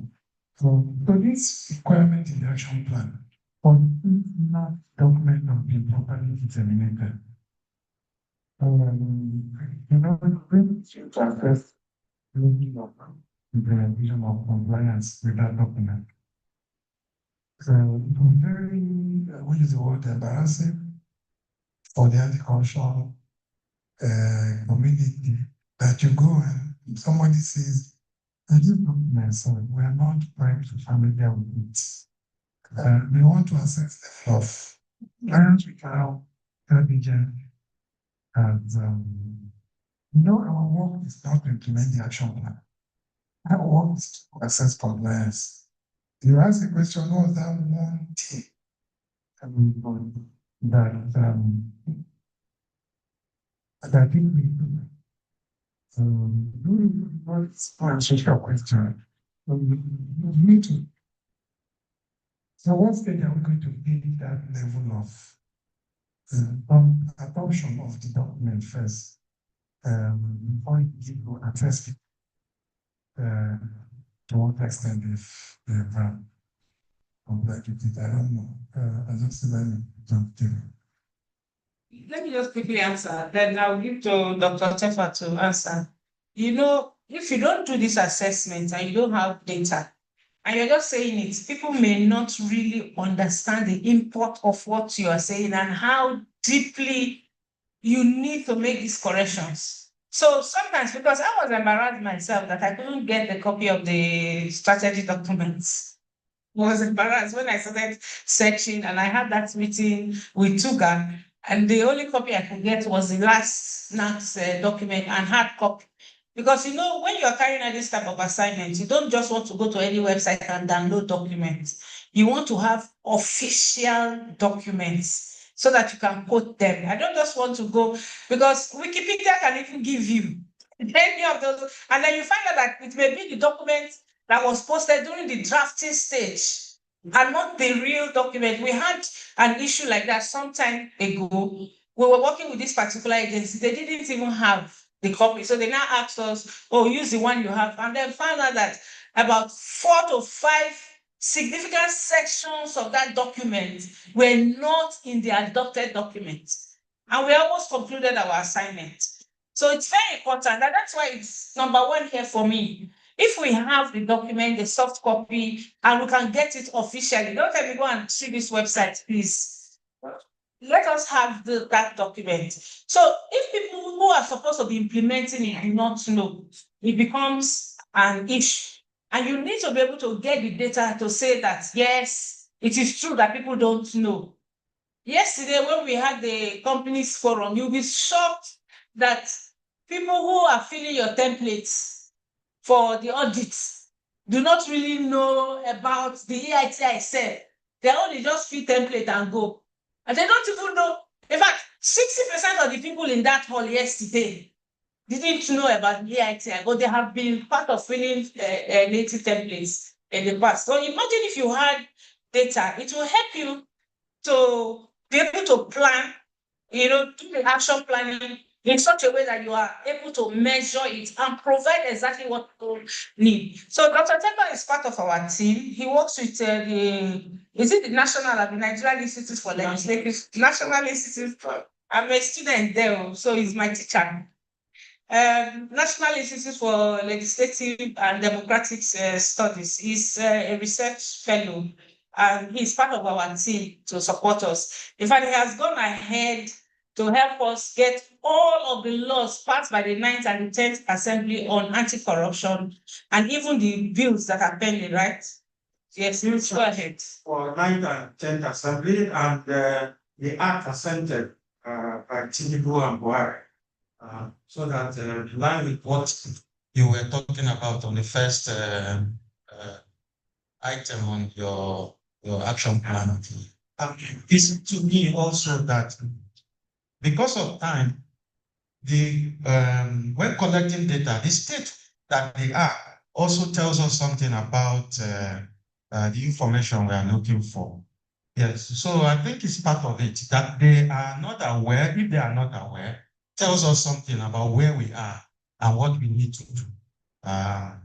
Just my thoughts. We share this.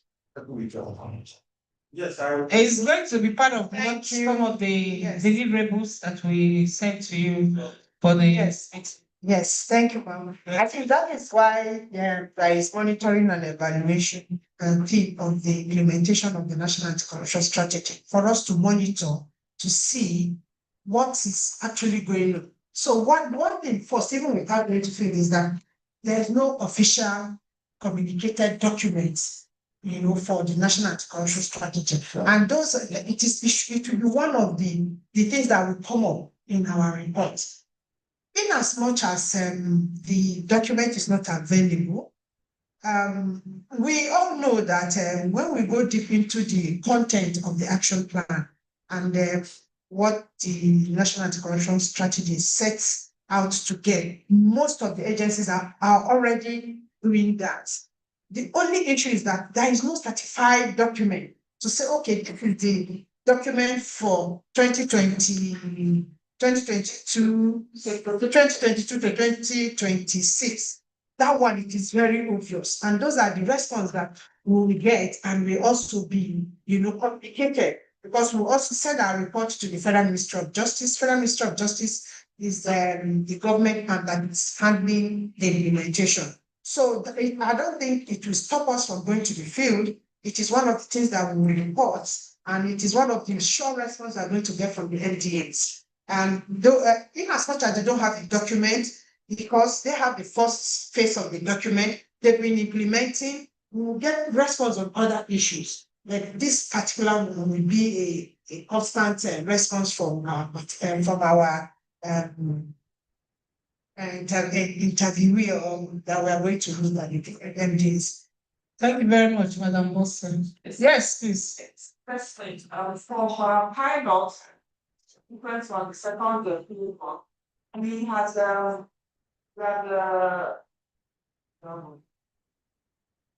we focus on specific numbers of agency.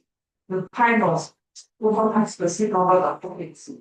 Even the second phase focus on agencies to assess their level of implementation. They added the few more agencies. Now, going out, we're talking about MDAs, are requiring the school. Is this still that? Are we still? No, second phase, added a few more MDAs. We're going to decide. We're going to determine the sample number and which MDAs, perhaps, maybe, and report. We need it.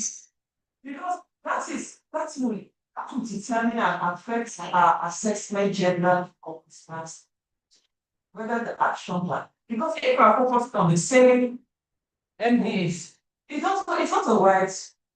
We're not talking, okay, funding obviously could not do this for national like the thought we do. So we are still restricting ourselves. This and that's the idea. And we've tried our best. I have not the committee, I thought the subcommittee, I thought together. You understand? Everybody has done so much. But that is still the problem. You're still going back to a small sector. And after those agencies, when you look at them against the total number of agencies, they're very, very, in fact, very significant. And subnational minority learnings, and just like Osirani said, already in the action plan, we are implementing our mandate as anti-corruption agents to a large extent. So we are already to do that, but what are we going to do? Because this last thing is not just a number of agencies, not just at a national level, that is subnational. How can we do a proper assessment? You know that also we are not just looking at anti-corruption agents, we are looking at non-anti-corruption agencies too.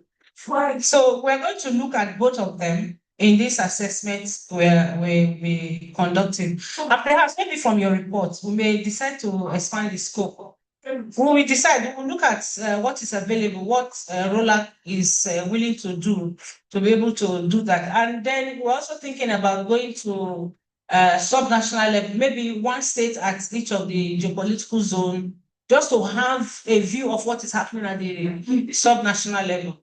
Soft Anambra, Adamawa, Anbu, Only three, right? Anambra is a star standout, state. standout, and other states shouldn't come to. Even prior to this time, but remember they asked corruption because was arrested. And it's not just yes, other arrested keeps not legal briefs, close for some players, another. So that leads me to my next question. What should we know? What are the risks that we should be aware of before going into this sector to engage the MPAs and others that are implementing this? What are the risks that you want us to know? So that we know how to mitigate them before going to the field. Yeah, so please give her the microphone. Talk about turnover of staff. From the first pilot scene, was there MIE or another set of people, first set of people? I know they keep changing them. Some are desk officers, some are posted staff. Some of them don't understand what's going on. Some of them have challenges from the highest authority. They do not want to, as far as they're concerned, they are coming to challenge the authority. That is because of ignorance, you understand? So that is the same thing. Turnover of staff. Look, who's my commissioner? I can tell you, yes, I'm there.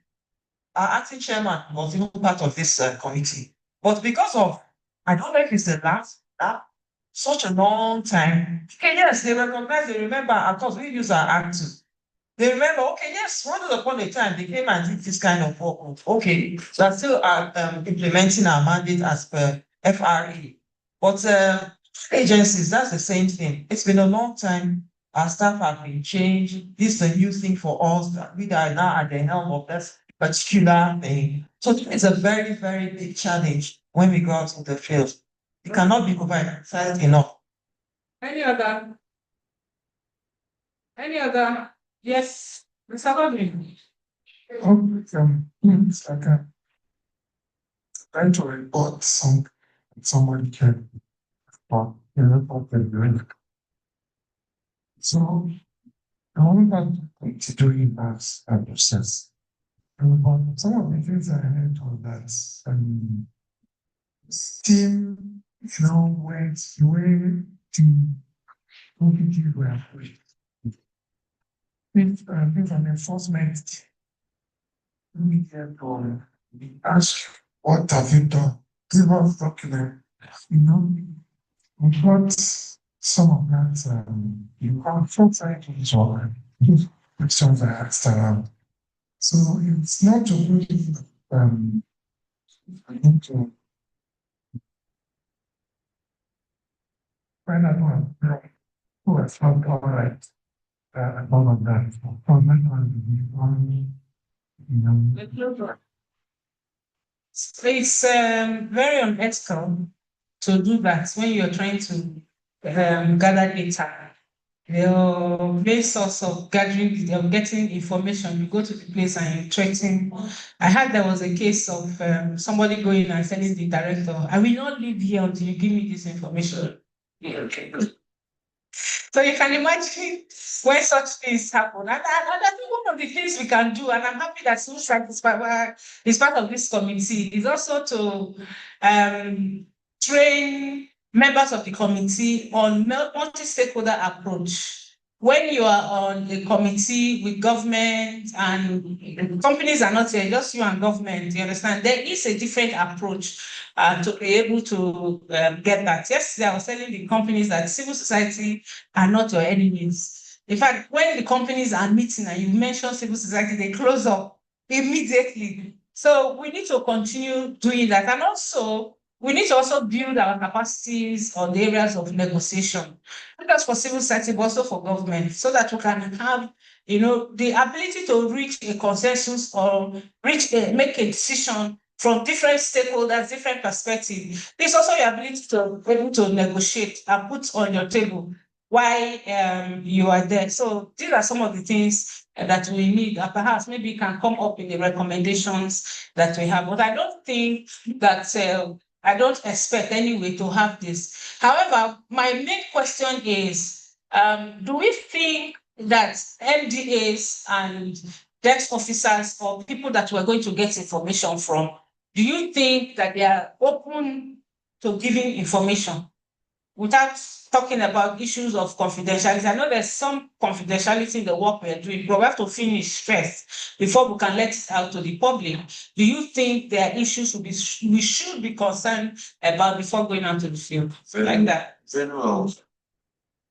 One of the things this sort of work has taught me is that the public service is like a straight line command system where they'll readily tell you need to approve us from the boss. So before we go out for this particular exercise, one of the things we should do is to write to the peers and ensure that they cascade it, and ahead of our engagement, nominate a focal person for this particular assignment. Right? So that we don't need to go there and they tell us, no, who are you? Where are you coming from? That should not arise. In fact, that particular issue on deciding on the MBAs to engage this time around should be the first thing that will happen. That within, we should be speculative on the dates for engagement, that within now and now, just have a read that within team will be visiting, so that you don't go there and start confronting, and then what is it in that in later And the sort of information that will be needed. Okay, these are the documents, this is what we're coming to do. So most likely expect that to be requested for this. Secondly, if it's possible in our next training, our preparatory training or engagement before we go to the field, those focal persons should as well be part of it. In the selected for the selected MDAs. That will generate healthy conversations with them and interactions, right? So that by the time they now go back, they will then be giving a report to their bosses. Oh, this is what it is, this is what it's all about. I'm trying to douse any tension. I've been in the anti-corruption stage for not less than 15, 16 years. And I know that once you mention anti, they don't wait for the corrupt. You've turned their enemy. They also mention anti, they say, the next one, you say corrupt, they say, is it or corruption, anti-corruption? Once you mention the corrupt, is as good as. So we need to be mindful of those sensitivities, right? First, write them as soon as we know that agree on the MDAs, then, and in that letter should be comprehensive. That letter should be comprehensive, on even the sort of data, the sort of information, the sort of engagement, and then afterwards, the pre-assessment engagement will then have. Those focal persons should please be part of it. You mentioned our approach very well. I'm not unaware of the fact that we're stopping on the back end and saying, look, do you know where? Do you know where I'm coming from? And that was very, very wrong and unprofessional. Yes, I agree that I agree. Don't get lost by such means. Thank you very much. Thank you very much. Thank you. Yes, in addition, from experience of what we did last time, because of the hierarchical structure of the civil service, most of the junior staff that we interacted with, most of them were afraid to speak. So in that letter, we have to let them know that we are not conducting audits. It's not an audit. Once you go there, they will be looking at you as if you have come to, carry out audits, especially on when they are, just as my brother said, anti-corruption. So we have to let them know that this is an assessment that is to just data. We need data to improve service delivery. Thank you. What you mentioned about focal persons. I can comment today and Roda. There was one of the meetings that they were all called to. Yes, focal persons attended that meeting because we talked about the strategy. That was strategy. The strategy they came, they spoke about campaign, about the action plan. They were all invited. And I'm glad they did another. Let's also take one. Yes. The political will and commitment is very important. Very, very important. Without it, without that buy-in, political buy-in, stakeholder buy-in, management buy-in, we'll go there and we can't even put them, like rightly mentioned, authoritative source of data information. Without it, you can't put it. They'll say, don't say I said. And that's anything. You tell them will deny. But with that buy-in, it smooths it opens up a bit. That doesn't mean we will still encounter challenges, but at least at that buy-in. Thank you. Okay, so well, my voice. Project your voice. It's your place again. Project your voice.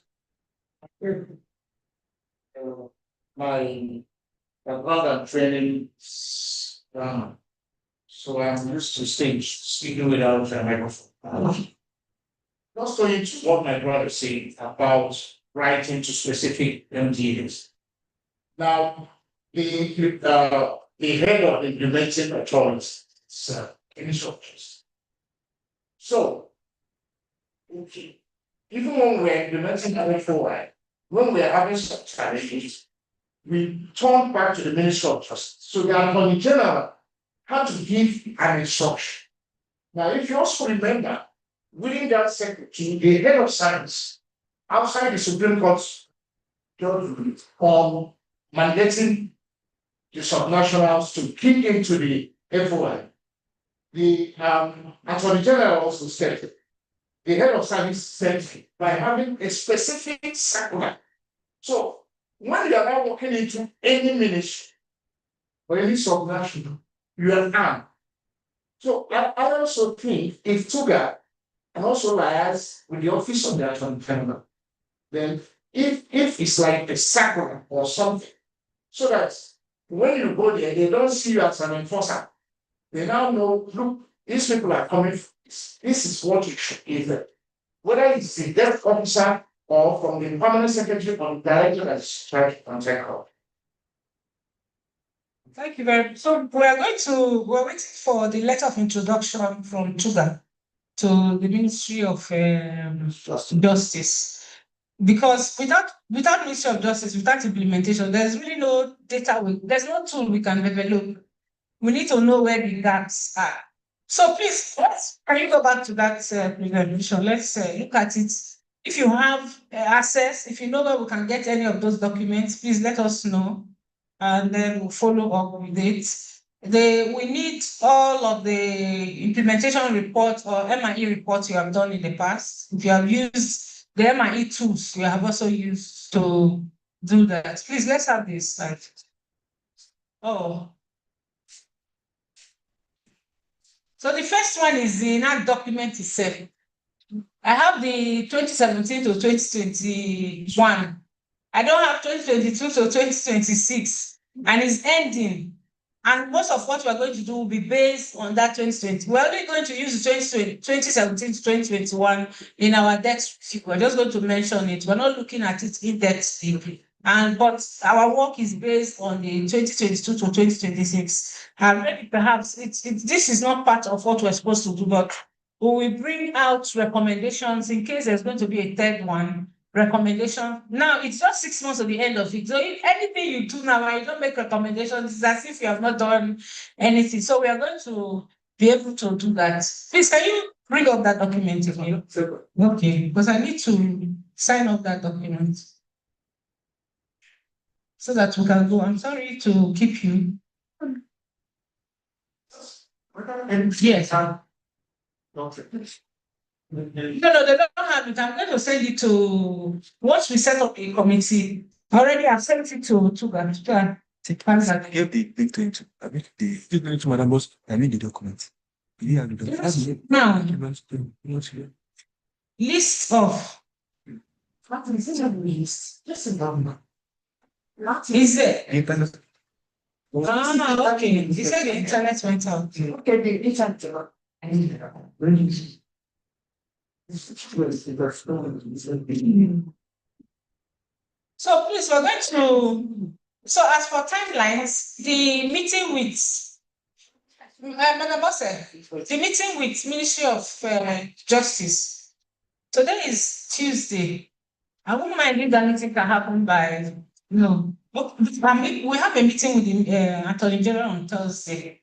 Is it possible to do a letter to the Ministry of Justice so that I can use one stone to kill two birds? I've seen the Attorney General on OGP implementation, but it won't stop me from bringing up this with him and the contact person for the implementation.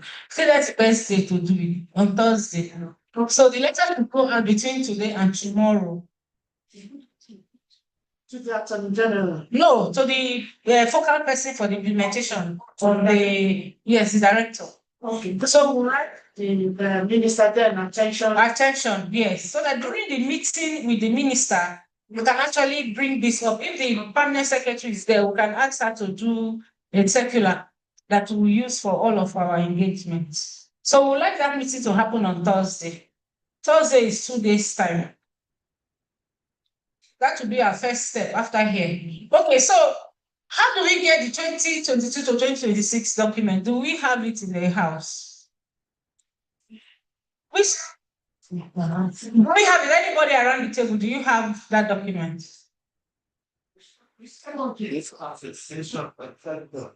So it should be part of what I will ask from Ministry of Justice on Thursday. The soft copy, I'm surprised that the soft copy is not available. I'm really surprised. There is a soft copy, but it has not been, it has not been finalized. Yes. As in, it has not been made for. So how have you been implementing it? It has been approved, but there's still having one or two corrections, and then they've not pronounced that, okay, this is the final copy, let it go out. Okay. So please let me note that I will ask from the Office of the Attorney General, even if it is a photocopy or unbinded copy. Anyhow, we need a copy. We need a copy. Because what you have there, just speculation. People are just speculating what is there, what is happening, and all of that. So the other documents I need, the action plan that Mr. Godwin just presented, and I've told him that there's no need to send it back to the committee to do work on it again. We can just continue from where they have stopped, and we will work with the committee to finalize it. Instead of taking it back to the committee and sending it back to us again, we can save some time. So I hope that by today, let's say by tomorrow morning, we can get the action plan. Here, existing monitoring and evaluation report from any MDA, civil society, any group, member of the M&E committee. Do you have any existing copy of M&E report you have done? I would like to have the copies, the assessment report that you say you did for the first and second secretariat. So we need, I'm giving you for this list. So some of these things, if I can get them by tomorrow, it will help my conversation with the Ministry of Justice on Thursday. The action plan, if I can get it by today or latest tomorrow, then that's committee report. Yes, that's the action plan that was presented today. Yes, can get that today because it's there. So the past committee reports and any other relevant documents. As a committee, have you had a report? Outside, yes, as a committee. First, after the report of the committee before the second phase. Okay, that's the only report the committee has. So that one, state report.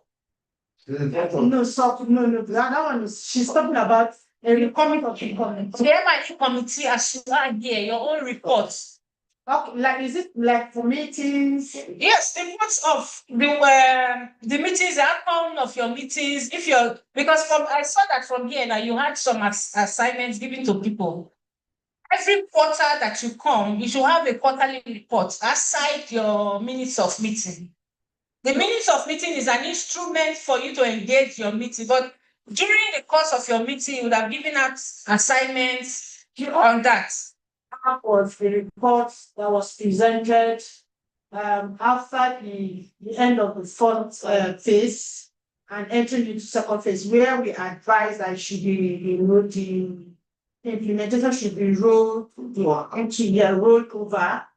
That was the only report we have, from the. Okay, so we would like to have that report. The quarterly meeting minutes. That's the only report we presented to stakeholders meeting we have. Okay, so during your meetings, do you do a state of the implementation of the NAC? No. Its implementation is for private stores. Oh, you're doing MIE now. They are implementing, but you have to pay oversight to make sure that they're implementing rightly. That's why you are MIE committee. Yes, sir. No, I think these are double issues or that on staking. But one thing is that I don't know if I should know what I'm talking about is what in the challenge for right? Even like just stood there. Since 2025 makes the first one since 2025. Other than that, I mean, that was the time when that So we're having quarterly meetings. Yeah, it was all for the funding challenge come on board. So not good now. So this conversation is also bringing out for us some of the tools that we need to develop for the organization to make it easier for you to put out your report and follow the implementation of the plan. So what is the official list? I need to get the official list of the institutions involved or MDAs, and we also get the list from Ministry of Justice, but I need to also get from you, because as an MIE, you have to have that list that corroborates the list from the implementation committee. If your list is different from the implementation committee, the information you get will be different, and you will not be able to feed it back to the implementation committee to improve. So I would like to get the list of the MGAs you're working with. On Thursday, I will ask from the Ministry of Justice their own implementation list. Then I need, please provide an approved list of your members, the members that you have in the committee, those that were inaugurated in February, I think February 2025. That was the last inauguration. Please let me have the names of the people, their MDAs, their contact, their email addresses. Then provide a list of focal persons for each institution. I want to believe that not every focal person is a member of the M&E committee, but that MDAs have M&E people, focal persons, not implementation now. Don't have that list. You don't have that list. Focal person in the different MDAs that you're working with. So if you are here as a member of the M&E committee, are you the focal person for your MDA? Somehow, right? We used to have a action group. So if you're a member of this committee now, you can be like the guys. Well, you can be a guide, but you're not the focal person. Yes, but the conflict of interest. It is either the M&E or the action. Yeah. So do you have that list? It's very much in. So, but let's have the last list. As an M&E committee, you should have it. It's one of the, we are going to develop a database where you keep that, because you should be updating it every time. Even when they change, you should be able to, like you come, your quarterly meetings, it should be one of the things you can ask the members. If you have members of the committee, have that list. We're not talking about the larger MTA now. If you have members of the committee, have that. You already have a template that you can share with other people, right? They say charity begins from home. So members of the M&A committee are the home of the charity. So set up your own system so that you can impute into the system for this. Please, we're taking note of what we need here. And Mr. McDonald. Will you share this? Yes, we're going to share it with you so that you can fill and send back to us. But I'm just asking my team to let us know what to do. And then you have, where are we? Number 7.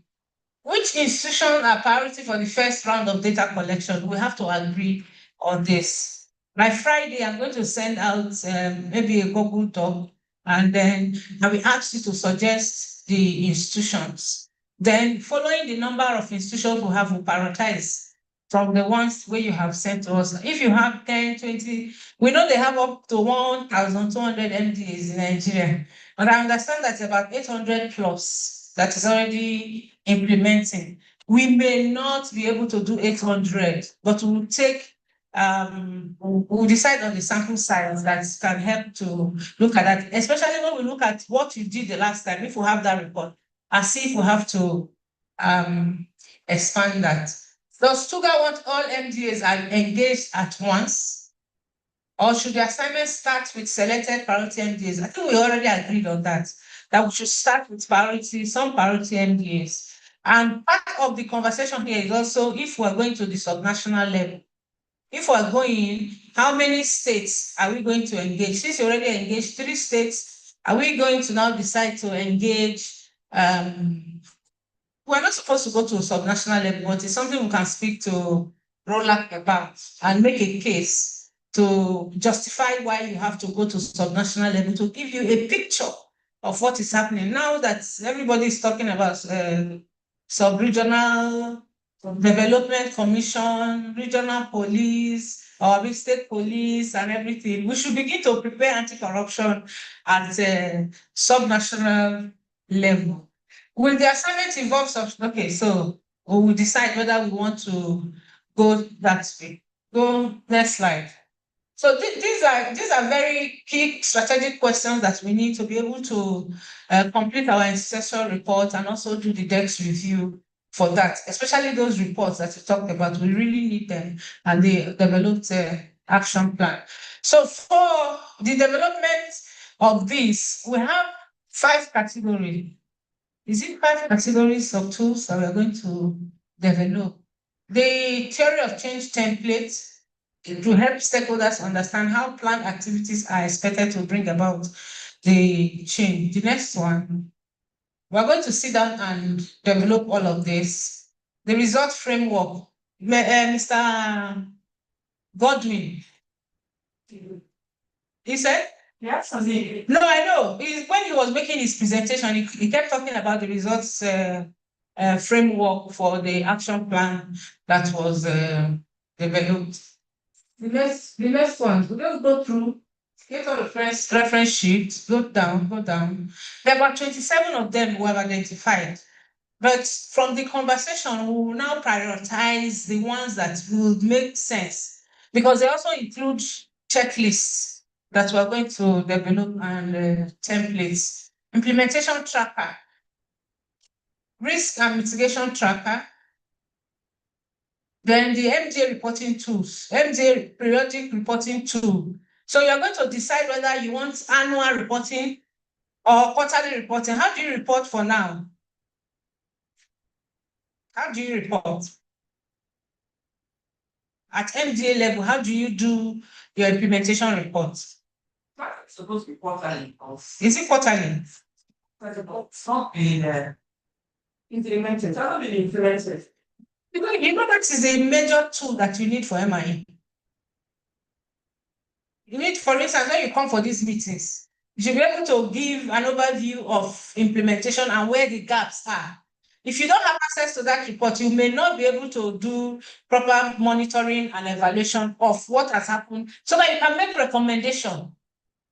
You can make recommendation to bridge those gaps. And that's why I think ROLAC is supporting this process to be able to do that. If you are MIE, and sometimes in organization, MIE and programs people, they fight a lot. Because MIE will ask you for data.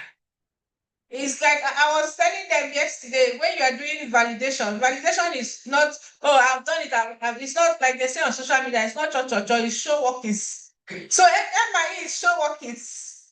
If you say you have done, you have 20 persons. In fact, we're even laughing. If you say you have 50 people in your meeting, your picture should have, some people can do bad belly like that and go and count the number of people in your picture.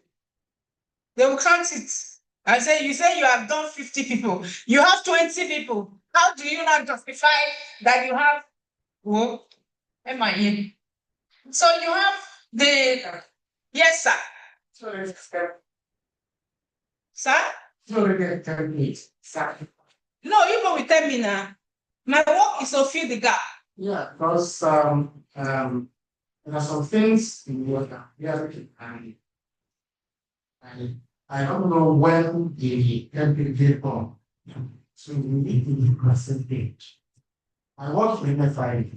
Okay. And we coordinate the risk assessments. Okay. For illicit crime. And this is what we are doing. And that's not true. It has shown that corruption, fraud, terrorism, and frauds are highest communicated sites.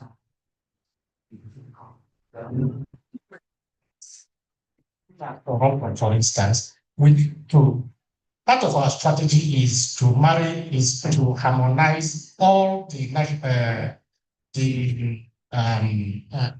action plans so that all of them can be reported on, and then we have a picture, a bird's eye view of where we are at each point in time for any of these crimes. So I'm thinking, have we developed, I don't know, but that's what I'm asking, have we developed the template for the reporting, and what is the periodic milestone for reporting? So that's why we are recommending, even before we had this conversation, we are recommending that we are going to develop, unless where you have one, what we will do is look at the one you have, harmonize it so that it can capture what you want. We have put quarterly reporting templates there, which will help your quarterly meetings. But there should be maybe an annual reporting template where you capture everything you have done during the quarter, and it will help to do that bird's eye view analysis and do a presentation to the country to say that the monitoring and evaluation we have done on implementation of anti-corruption strategy in the country. This is the area, and it is this kind of report that will help you get the kind of information you have got. But if you don't have it, you have not been doing it, you will still be doing social media reports. Well, we have not been doing it. We have not been doing it. It's not been having the so templates. So I think that template is very important. Yeah, I think we have template now.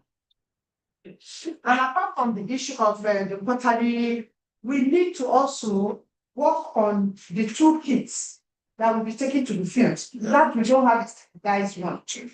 Toolkit for communicated one. So, and template for reporting, so that we now, in fact, you are just you are here to bring a direction to the M&E. So what we're doing is a complete toolkit. Yeah. All of these tools will be inside. So anyone you want to use, you just pick it out from there, and we want to make it a digital toolkit so that you're not printing and taking it out. If you want to do needs assessment, we're going to have a tool that we use to do your needs assessment. If you want to do quarterly reports, we're going to have that. See, we have annual NAC implementation reporting templates. So for each MDA, you will do that report, send to Toga. Toga will collect all of that and give us the national report. But every MDA, if you even decide to start with members of the M&E committee, that's fine. So that you can have something to share with other people. If you're M&E committee and you're not doing it, you cannot go out to say you are not doing it. When you are M&E committee, you have not even started. A little bit. Let's see. Then you have this quarterly reporting template. Go up a little. You have the MDA periodic reporting template, risk and mitigation. So you know your action plan has a column for risk. So this risk and mitigation tracker will tell us, implementing that these were the risks that you faced. How did you mitigate it? It will keep track so that next time you face or you come to a meeting, somebody is saying that you're able to quickly say, oh, we had the same challenge, but this was how we did that. And over time, you will see that it becomes a tool for people to use in mitigating risk in future. Let's go. So the MDA, the risk mitigation tool is part of the strategic tool. And one of those tools we are going to add there is the budget and budget and funding tracker. We're going to add to one of the strategic tools to give us a bird's eye view of how much really we are spending. So when we say, oh, they're not releasing money, we can say this was that. How many of us have seen the international budget report that was released this afternoon? They said Nigeria is doing well. We're doing well. Are we not? So that Nigerians now have access to health and education because of budget releases. So you have your action points tracker, monitors decisions and agreed actions, arising from minutes and reviews. This afternoon, you were clapping for yourself that the 3 actions you were supposed to carry, you have met them. So you need to document that somewhere. The last quarterly meeting, this assignment was given to this person, this assignment, the person met it. What were the innovative things you did to meet it? If you didn't meet it, what were the challenges? So it helps you to keep track on every action point. So that next time you're not just cracking your brain, you have data. When you're discussing with people, for instance, we keep talking about the issue of lack of funding and all of that. Your action point tracker will help you show, oh, this is because we don't have funding, we're not able to do this. Now, when you're talking to funders, you can bring that to funders and they see that you have documented that properly. Then you have your evidence repository templates. So when you, all of these, your reports, for instance, if I ask, is there a link where I can go and see all of your reports? We have done a program, your pictures, the agenda, the report of that meeting. You put it, some people use Google Docs. It's free of charge. It's only when you want to now go and do a big one, but for an anti-corruption for a country, I will not suggest you use Google Doc because some of those documents may be very sensitive documents. So what you need to do is maybe simplify and put out the ones you want to put, but you must have a very secured link where you will keep your evidence. You don't want to hear that the website crashed and you don't have that evidence. In fact, you should have it in 2 or 3 places so that the time we are talking, if we had all of these documents, the work would have been very easy for us to do. Then you have the MDA self-assessment tool. Do your self-assessment. How far have you done? And you know, when you are doing self-assessment, if you say you have done something, you must put evidence. That's what validation is about. This validation we are starting today is deadline. It's about what you have done as a country, either as government, civil society, or company. If you say, oh, we have done, we had meeting, put the link to the meeting that you have had. Then you have a field data questionnaire. It's going to be part of the tool that we will develop, depending on the kind of information you can decide to tweak it, depending on the kind of information that you need. Then field validation checklist. You know, I told us that we're going to develop some tools that includes templates and checklists to make our work easier. So we have, and then gender and inclusion segregated data. That's the new one that Roller added. For instance, sometimes it's very easy to even collect some of this gender data. Your attendance sheet, is it gender disaggregated? Can you look at your attendance sheet and say, which number of women attended our meeting? I know society we have it. I'm talking of government people, MTAs. It's very easy to get. You need to put gender, put PW, that take a look at this attendance sheet we're using here. That's one, it's a tool. This thing is a tool. But sometimes we do it and we just throw it away. Your attendance sheet is a very important tool for your meetings. Very important. There's a lot of analysis you can do with your attendance sheet. You can get the percentage number of females, percentage number of young persons, percentage number of persons with disability. The only thing is that you can, if you are using this tool, unless you put disaggregated data on the type of disability, you only just say, oh, okay, there was this number of percentage of men or women, young persons because of the age disaggregation.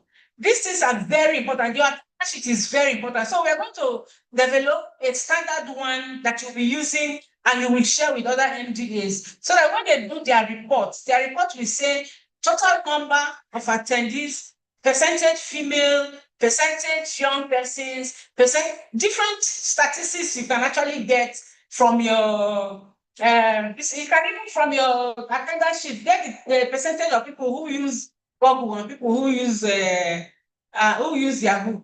Different things depending on what you are looking for. And that's why it's very important that for every meeting, you know, these days people now use electronic data. They no longer use this paper on. They'll tell you go and scan Q code because it's easier.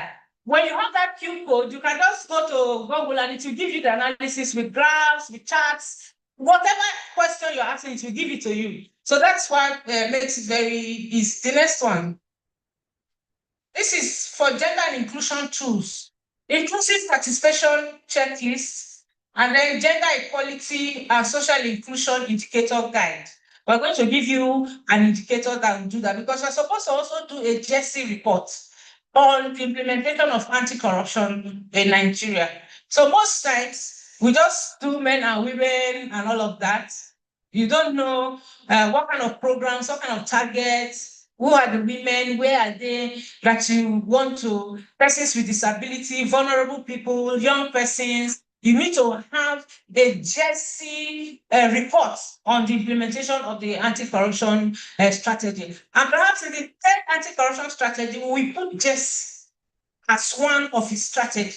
So maybe the pillar may become 5 by adding the JESI. I mean, may become 6. We add it to the other one. So the next go down. So we're going to also develop learning and evaluation tools. When you do M&E, it helps you to learn. It helps you to get new insights into what is happening. And most times, M&E people, you know, when we speak about things, you're not just speaking abstracts, you are speaking with data.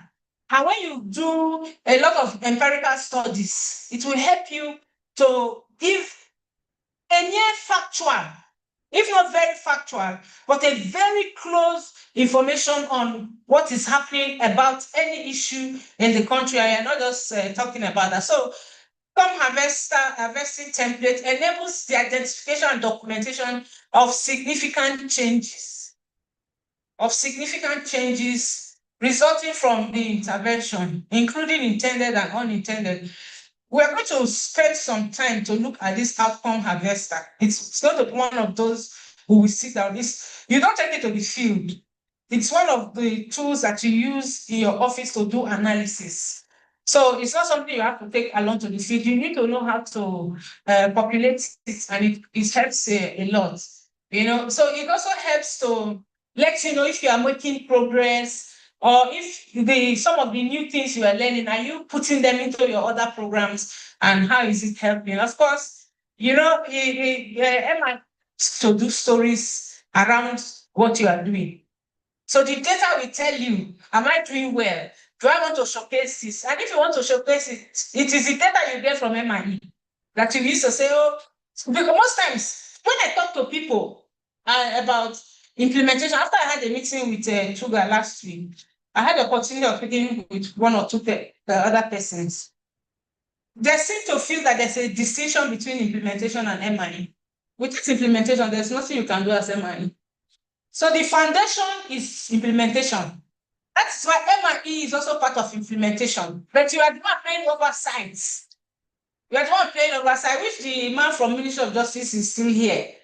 So when you hear Ministry of Justice, oh, we are doing implementation, The reason why they are doing that is that you are not putting fire on their toes.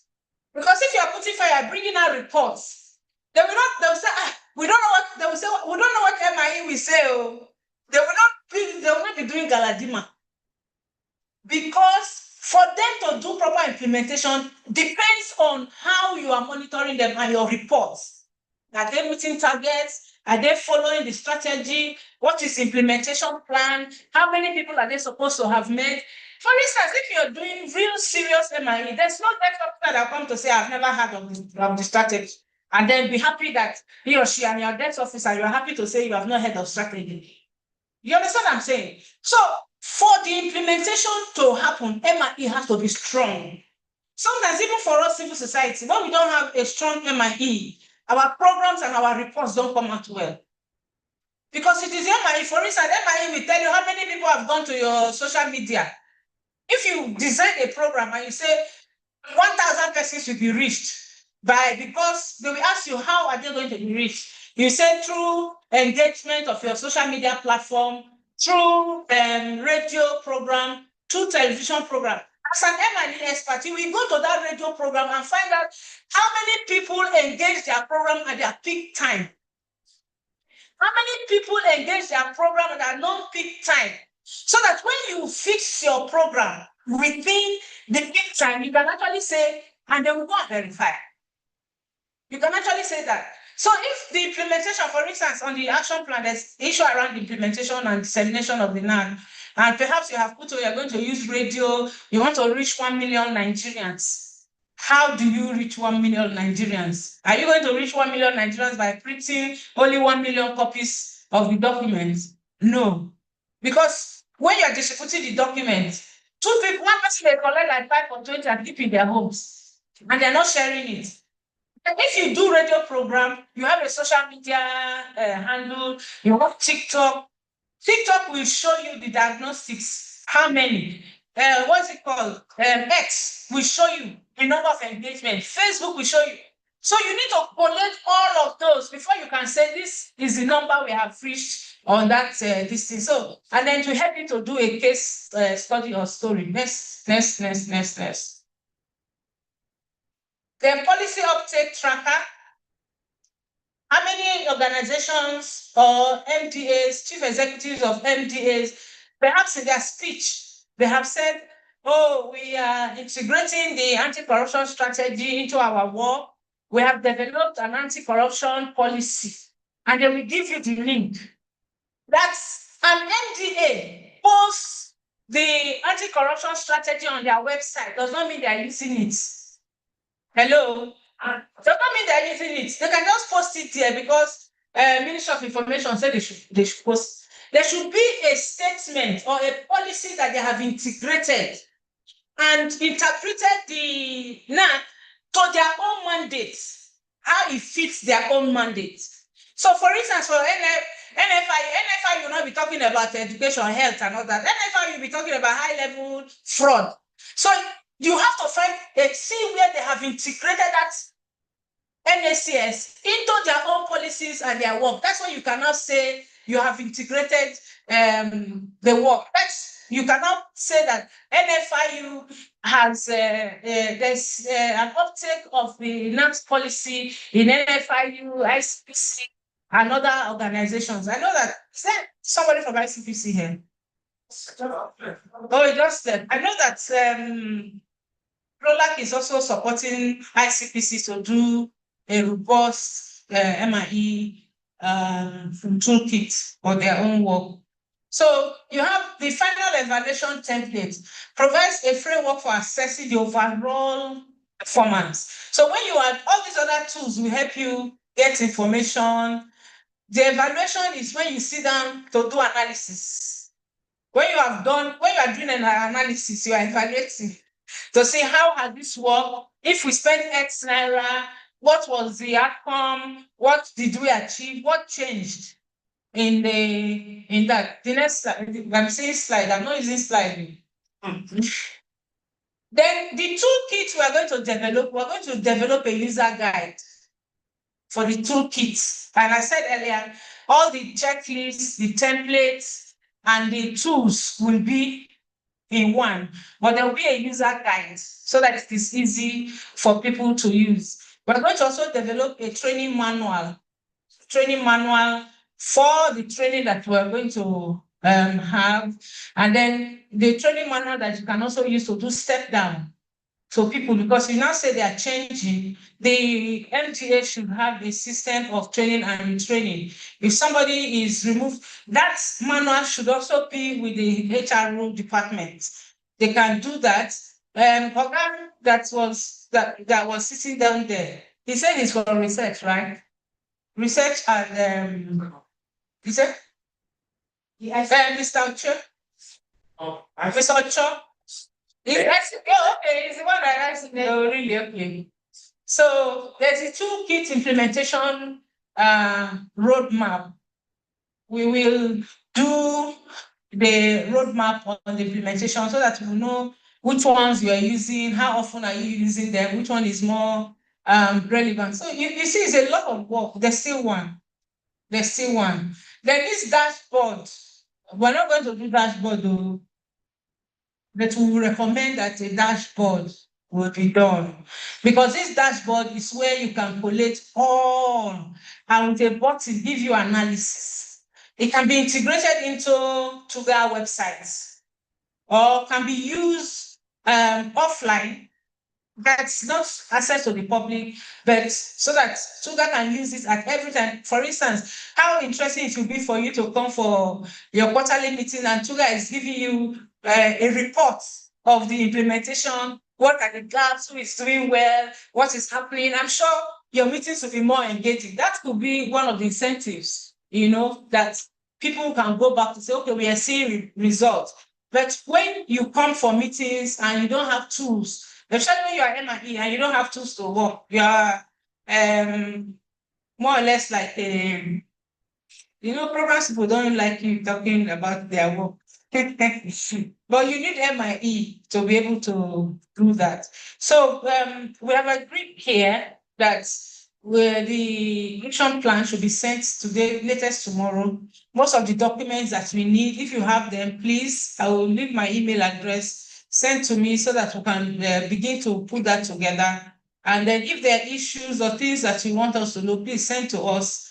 By Friday, I will send us the questionnaire to identify the agencies that we want to prioritize based on our work and those that we think. Please, those agencies are not only anti-corruption agencies, non-anti-corruption agencies also should be there. And I'm hoping also that even while we're developing these templates for MDAs, civil society could also use it to report. So that when you have the report from the MDAs, you have report from civil society that are on the committee. You want to balance the report from the MDAs and the report from civil society.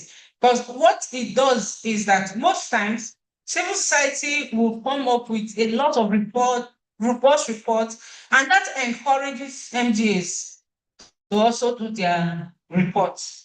So once more, I want to thank you for the collaboration. I look forward to a very fruitful 7 months work with us. And I hope maybe before the year, before the end of the year, there's going to be another meeting. Let's know that it's important for us to have meetings. The committees, please form the committees. Let me have the list. Since not all members are here, form the committees. The action plan committee, and I will need a committee also that will work with BOTSE to help achieve this assignment. So thank you all very much. Thank you for listening to all I've been saying. It has not just been church, but it has been showing work. Yes. Thank you. Applause for our dear consultant. Thank you so much. Thank you, ma'am, for this wonderful presentation and the way you've carried us along. We can see that the work ahead of us is very enormous, and we need to just run very fast. I think now we go to next step. How do we go? All this work, what do we do now? What next? What next? Let's just draw a next step, work plan. I know we are still going to work with her to draw a comprehensive work plan, but from our discussions with her, what do we think are the immediate things that we need to do now? Number one, to me, she talked about subcommittees. Yeah, you talked about subcommittees. Please, what are the different committees you think we should form? The action plan. Okay. We come up with the committee. Okay. So I said us a few people come up. The questionnaire will be sent. We will ask you to choose the committee you want to work. But if we have too many people, we may have to. Okay, do we do it here or later you give us them? On Friday, I will send out that. Okay, when we send that list to you, Yes. you'll be able to share. Okay, so please, subcommittee will send the list and that will be done. Then we need to draw a pathway like a work plan. Work plan, from this time to this time, we should be able to achieve this. From this time to this, we should be able to achieve this. Is this something we should do collectively or we'll do?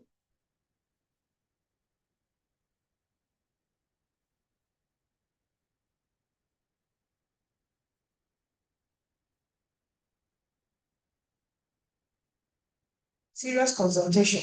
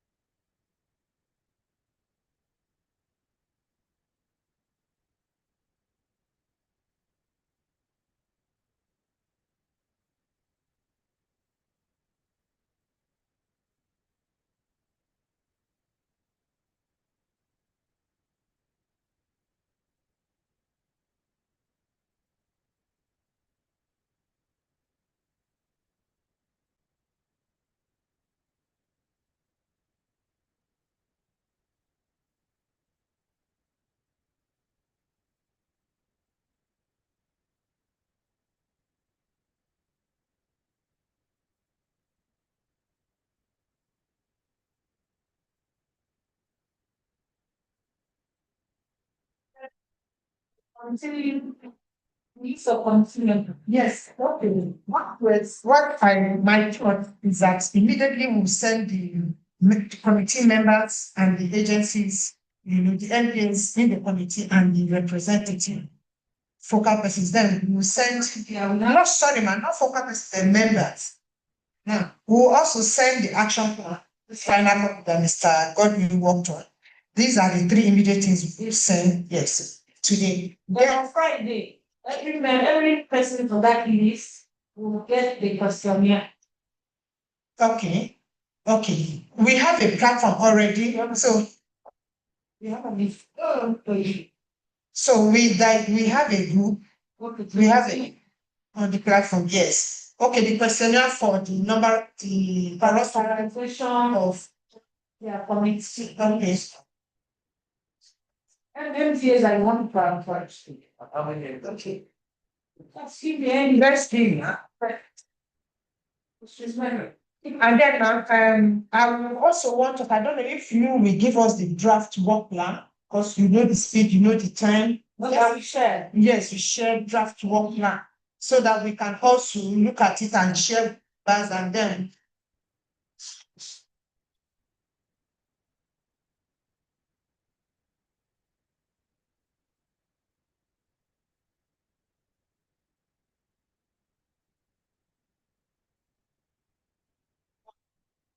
I think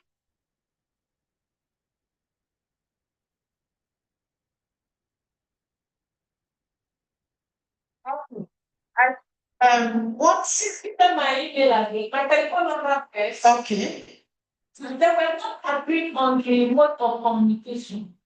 That is why we say the WhatsApp. The WhatsApp. You put WhatsApp. Come on.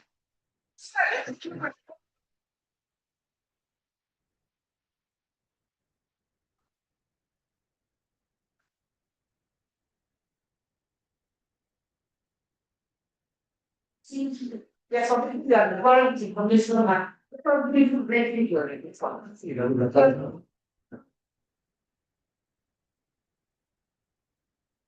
So we've agreed most our communication mostly through the M&E committee WhatsApp. Yes, we will add the three consumer. Okay. Let me, 070. We're going to do it as Hembelebele. You don't like Hembelebele. 0705 626 626 5914. 0705 626 5914. If you have a document that is too heavy and you cannot put it on WhatsApp, please send it to Madam Bosse. Abi, send it to Madam Bosse. Okay. Now, Confidentiality. okay. Okay, we are talking about she reminded us about the issue of confidentiality. And I think the area I will mention is we should know any document we are working on, it's confidential, like as we agree that even the document itself, the Nac'S itself, 2022-2026 has not been released. We don't have it official, but we have a draft. Like if we share all this, we should just know that it's very confidential. And any other document, even we get from other MTAs, we should treat it as confidential. So we treat it as confidential so that it will not be, oh, it is this. Is that being in the committee? You said I don't need them. And whatsoever even MDAs will share with us too. I think that should be, that should be that all information, data, material, and all the company work and confidential. Okay. That anybody can give you what's up, and the government hears, well, that Now, represented shown. now, further to our discussions and agreement, do we have any other questions input or recommendations you want so that we round up and call it a day? Part of, part of the problems we had in first phase was the lackadaisical attitude of the interministerial committee, and we recommended that they should key in what we're doing. Incidentally, the second phase or the first phase even appear to be better than the second phase. I don't know how far the IMC has contributed to this, but this is part of the problem. Funding and what have you. The LCM of whatever grammar we are speaking is to move to the MDAs and do the proper work we are supposed to do to monitor and evaluate. We've not even done that at all, and the program is pending. I hope that at the end of this meeting, our next one will not be June next year.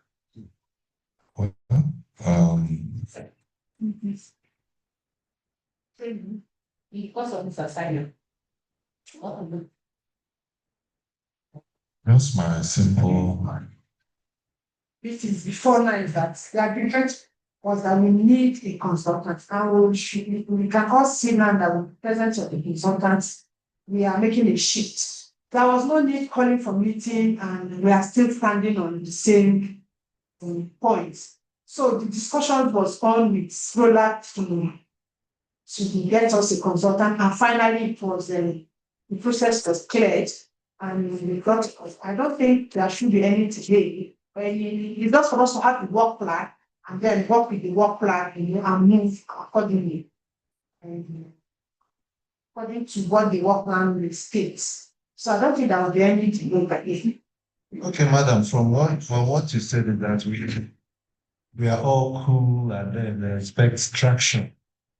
We are all cool and expect traction. But one other thing is the incentive and incentivization. It is very, very important that it's escalated. No, it's real here. Because the workload now is so much. This is 6 months. No, 6 months we have. And we all have our regular source of income, right? Those in the office and FIU, I think, am I right? It's a normal that we rolled out here. That the whole long list rolled up within 6 months. So the issue of incentive comes up, and then no, please, it's very important. But this person will tell you I'm at work today. This person will tell you I'm at work. You all know what goes to an election year. Look at the timing, right? You have people are trying to impress, trying to wrap up, trying to get the good tips. So we have to incentivize. Secondly, the man from NFIU listed other shapes of corruption. And in the action plan, some of which were captured, talked about the predicate issued on the pinning corruption and sustaining terrorism. So in the work to the tools we are developing as well, we should be able to look at some of those issues, some of those predicate offenses and still consider those corruption-related predicate offenses. Like I was part of the team that developed the legal assessment, the assessment for the legal profession, which helped Nigeria scale the father list. I was part of that, and I've been opportunity or privileged to go through most of the reports because we use the templates to just look at development. Yeah, we use the past reports, and they gave us a template for reporting on the legal profession because that was the last hanging issue that was pointed out by the Egmont group, and there's been no assessment of the legal profession. So I was part of the team that worked on the assessment of the legal profession last year, which helped Nigeria to exit the grade. So we have to as well factor in, make the more holistic to factor in other things. All right.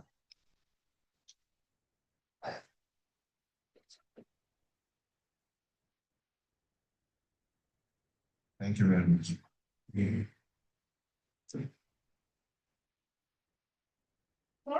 When agencies begin to thought that we even have the different types of corruption that they are facing.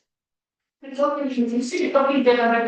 That's why we are saying, that's why you're here, because the political will, they mentioned a very critical aspect, that's the IMC, that you know, that political will that is lacking. The functionality of this particular MNE is not that the result of the complexity of the members, but the funding and the political will. Thank you. Thank you, Mr. Chinaka. We have an online participant. I think the person wants to speak. Who is that? Mohammed Sani. Sani. Hello. Hello, a very good afternoon, everyone. And apologies, we all could not make it to the meetings because we've traveled all to ensure that some things happen. So I just wanted to pick up from some of the conversations that we're having, especially regarding the Nac'S. And I wanted to ask, we did 2022 to 2026. And as Ms. Bosede mentioned, we don't even have a public document.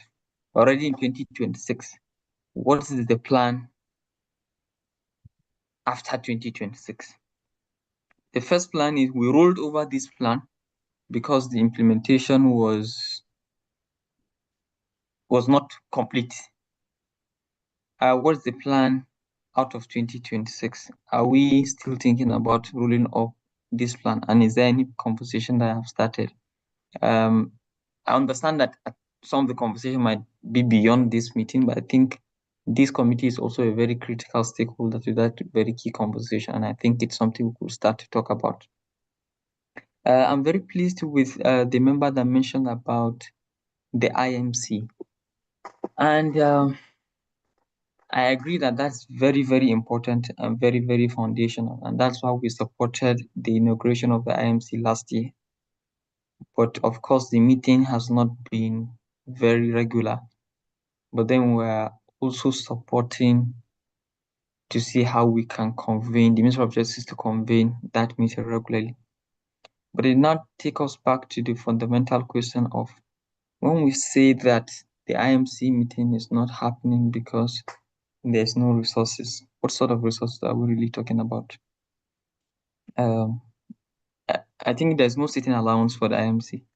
So it's just normal refreshment, small refreshment and meals, which for us as a program, we're willing to continue to support. But then I think these are costs that the government should be able to, it's just meals. In fact, some of the people, if they even come, they don't even take the meals. But we've already started that conversation and we're hoping to even have the IMC meet by next month in July. Yes, we already have a date that we've already communicated and hoping that that could happen. But then we'll also rely more of you as the M&E committee to help drive this key process. At times, as a Nigerian, it baffles me that we still have to wait for programs to ensure that this convenience happens sincerely. But then we have to continue to do the very best that we can. I'm very pleased regarding Mr. Chukwuma's comment regarding incentivization. But yes, I agree in part, not in full of that. But we really have to see how we can ensure that these things happen regardless of that. We're very pleased to onboard the consultant now, but we have a lot of things that needs to be done. When we do the framework now, the reason why I asked the first question regarding what do we do after 2027 is to know the level of effort we are going to invest on this framework. We are doing a framework, a plan that is already ending. So unless we are very particular to say some of the gains of we are rolling over, like we did the first time, then we might have to rethink about how we want to go ahead, especially regarding the framework. So these are some of the points I wanted to raise. And I, as I've earlier appreciated that some of the issues might not be, the decisions might not be the work of this committee entirely. But I don't agree that we can discuss anything about the Nac'S without featuring in the M&E committee, which is also the oversight committee.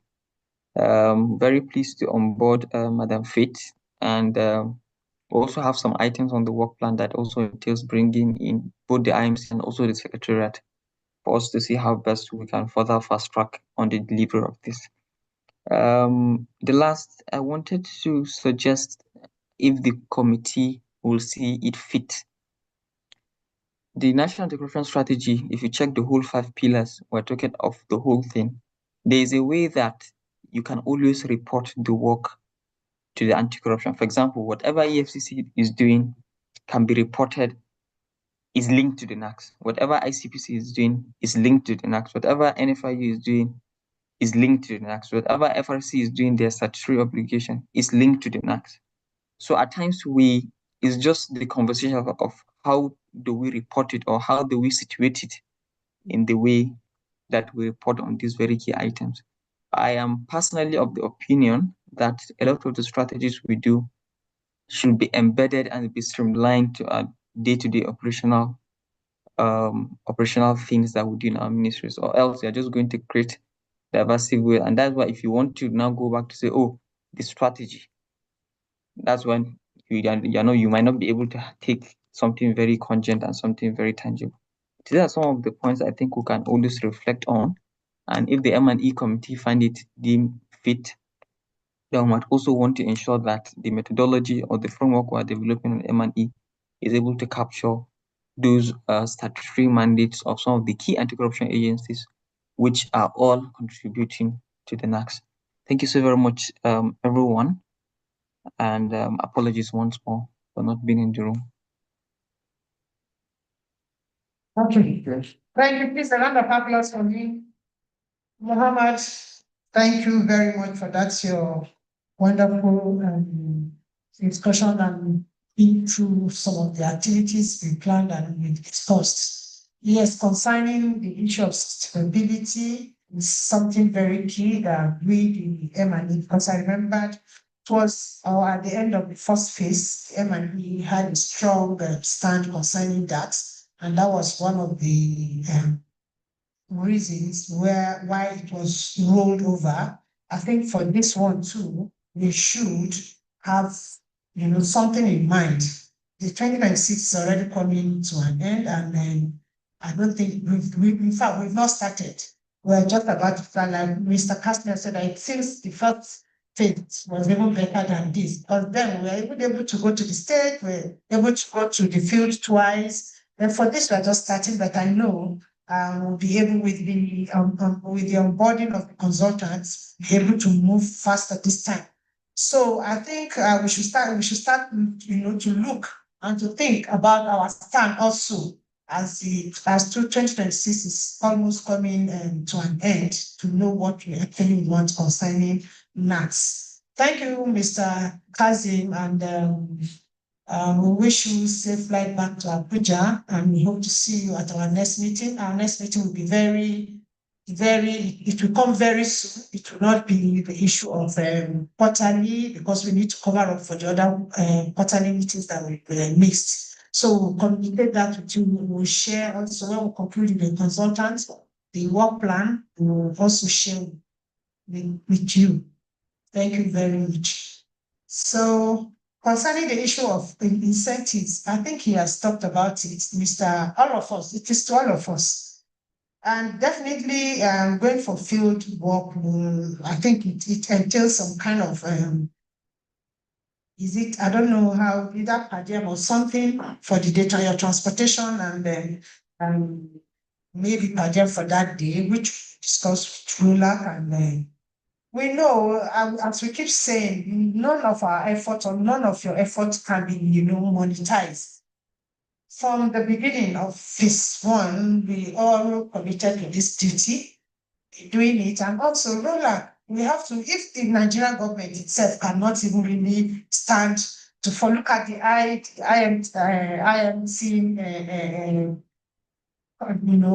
team. Till now, it was inaugurated also in February, but it'll be very difficult to meet. So I think, I don't know. Let's just keep working and let's not start talking about the downtimes of the project. Like we know that the M&E committee, we've been trying to, keep up. And let's just continue, in that spirit. Thank you to everyone. We are almost coming to the end of the meeting. Do we still have any other inputs, comments? If not, we do housekeeping.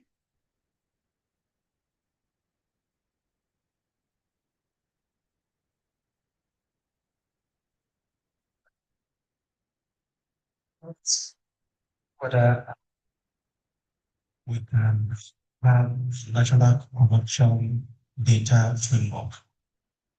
In other words, a big board that every agency or MTA or independent observers like the journalists and civil society can put up observations and data and statistics on corruption that one can easily go for. It helps a lot because one of the things we saw when we did our mutual evaluation was that we knew we did something that we couldn't find it. You couldn't find it. So it was all over the place. You go to an agency, they will tell you, yes, we did it. But then, where is the evidence? You can't find. So I'm thinking whether we can do that to help us a lot. The other thing is whether we can consequences variable. In other words, apart from the economic damage that corruption does to the country, apart from the instability, the insecurity it kind of encourages. We are also looking at the reputational damage it does, being seen out in the queue at the airport to stand aside because. So we can also do a consequences variable where we can also we can use it to run to town. It is not just about the economic damage, the deprivation it does to the socio-economic well-being of the country, but also about the reputation. As to Nac'S, its timeline will end by the end of 2026. There is something drugs did, the NDLA, I don't know whether anybody from NDLA is here. They has ended in 2025, but they did a kind of rollover and there is a transition period. So I don't know whether it's something we can try and see whether it's something we can adopt also. Thank you. Thank you so much. Thank you for that comment. Yes, the national anti-corruption strategy is encompassing. So gradually we move, let's start somewhere to get data, our immediate needs, then we expand because they are all the activities of anti-corruption, they are all embedded in the national anti-corruption strategy. Then we are starting from a point. Please let us start something and get there. Thank you so much. Now, housekeeping. We have, I hope we've all registered because we are submitting this to Roland, and if your name is not there, hope we all registered yet. So you will now please the barcode for you. Now the registration for your reimbursement for transportation is online. Also, you sent it to okay. So please let's do it and ensure we send to them. You can either scan this barcode. It's a link that I've been shared on the WhatsApp group. Okay. Complete with the from whichever. Then we've shared the tickets for voucher for lunch. The restaurant is just at the other side of the building. It does work for us. Walk across for our lunch. We want to thank our online participants. Mrs. Goma, thank you for joining us. Mohammed Sani, thank you. Want to thank our ICT department that we quickly called them this morning and they responded. Thank you very much. Thanks and greetings to the head ICT department. We want to especially thank our consultants. At least you are giving your lives for us to see and follow a path. We are creating a good path, and we hope that we'll work with you we will come out a better committee in terms of reporting and in terms of even the implementation. Because truly, if we, the M&EA, we've been crying since the people are not implementing, no implementation, no implementation, the Federal Ministry of Justice would have responded also. So you are leading us with that light, and we will follow. And we hope that within this short period of your work also, we will work with you very well and will achieve something very, very reasonable. To our members that came in. Okay, for our members that came in from Lagos, thank you, and we thank God for safe flight, and you'll be going back again tomorrow. We wish you all safe flight. We'll call upon you again very soon, all the members. And our members here in Abuja, thank you for the short notice, because we've been back and forth also with idea, because the time was very short. And our consultant too, she has been talking about time. So we needed to quickly arrange before we got response. Just like yesterday, I spoke with her. She had to change her flight to this morning, and the issues we had today, but we thank God the meeting went very fine. We will also encourage you to ensure you fill the online form before 8 p.m. because after 8 p.m. it will go off. I promise you the payment is very fast these days. Very, very fast. Very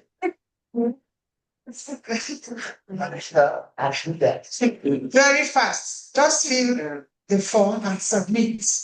Can I use this platform to On behalf of the head tutor, I want to say thank you for coming, and we will keep communicating on the platform. And please, we plead that you respond to every step the consultant is directing us to do, so that we can accomplish lots.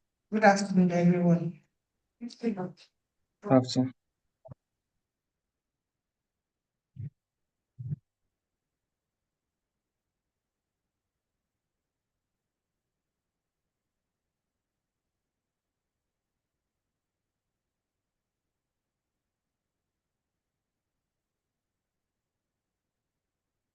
Yes. Okay.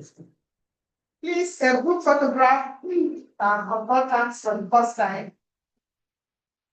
Or do we do it outside because of the light? Let's do it outside.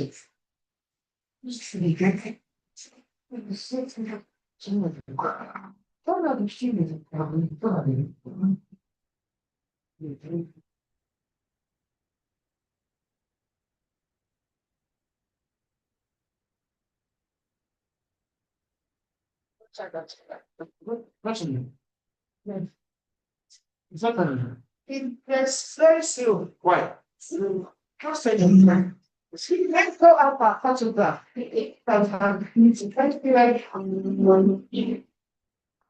As soon as our hand works.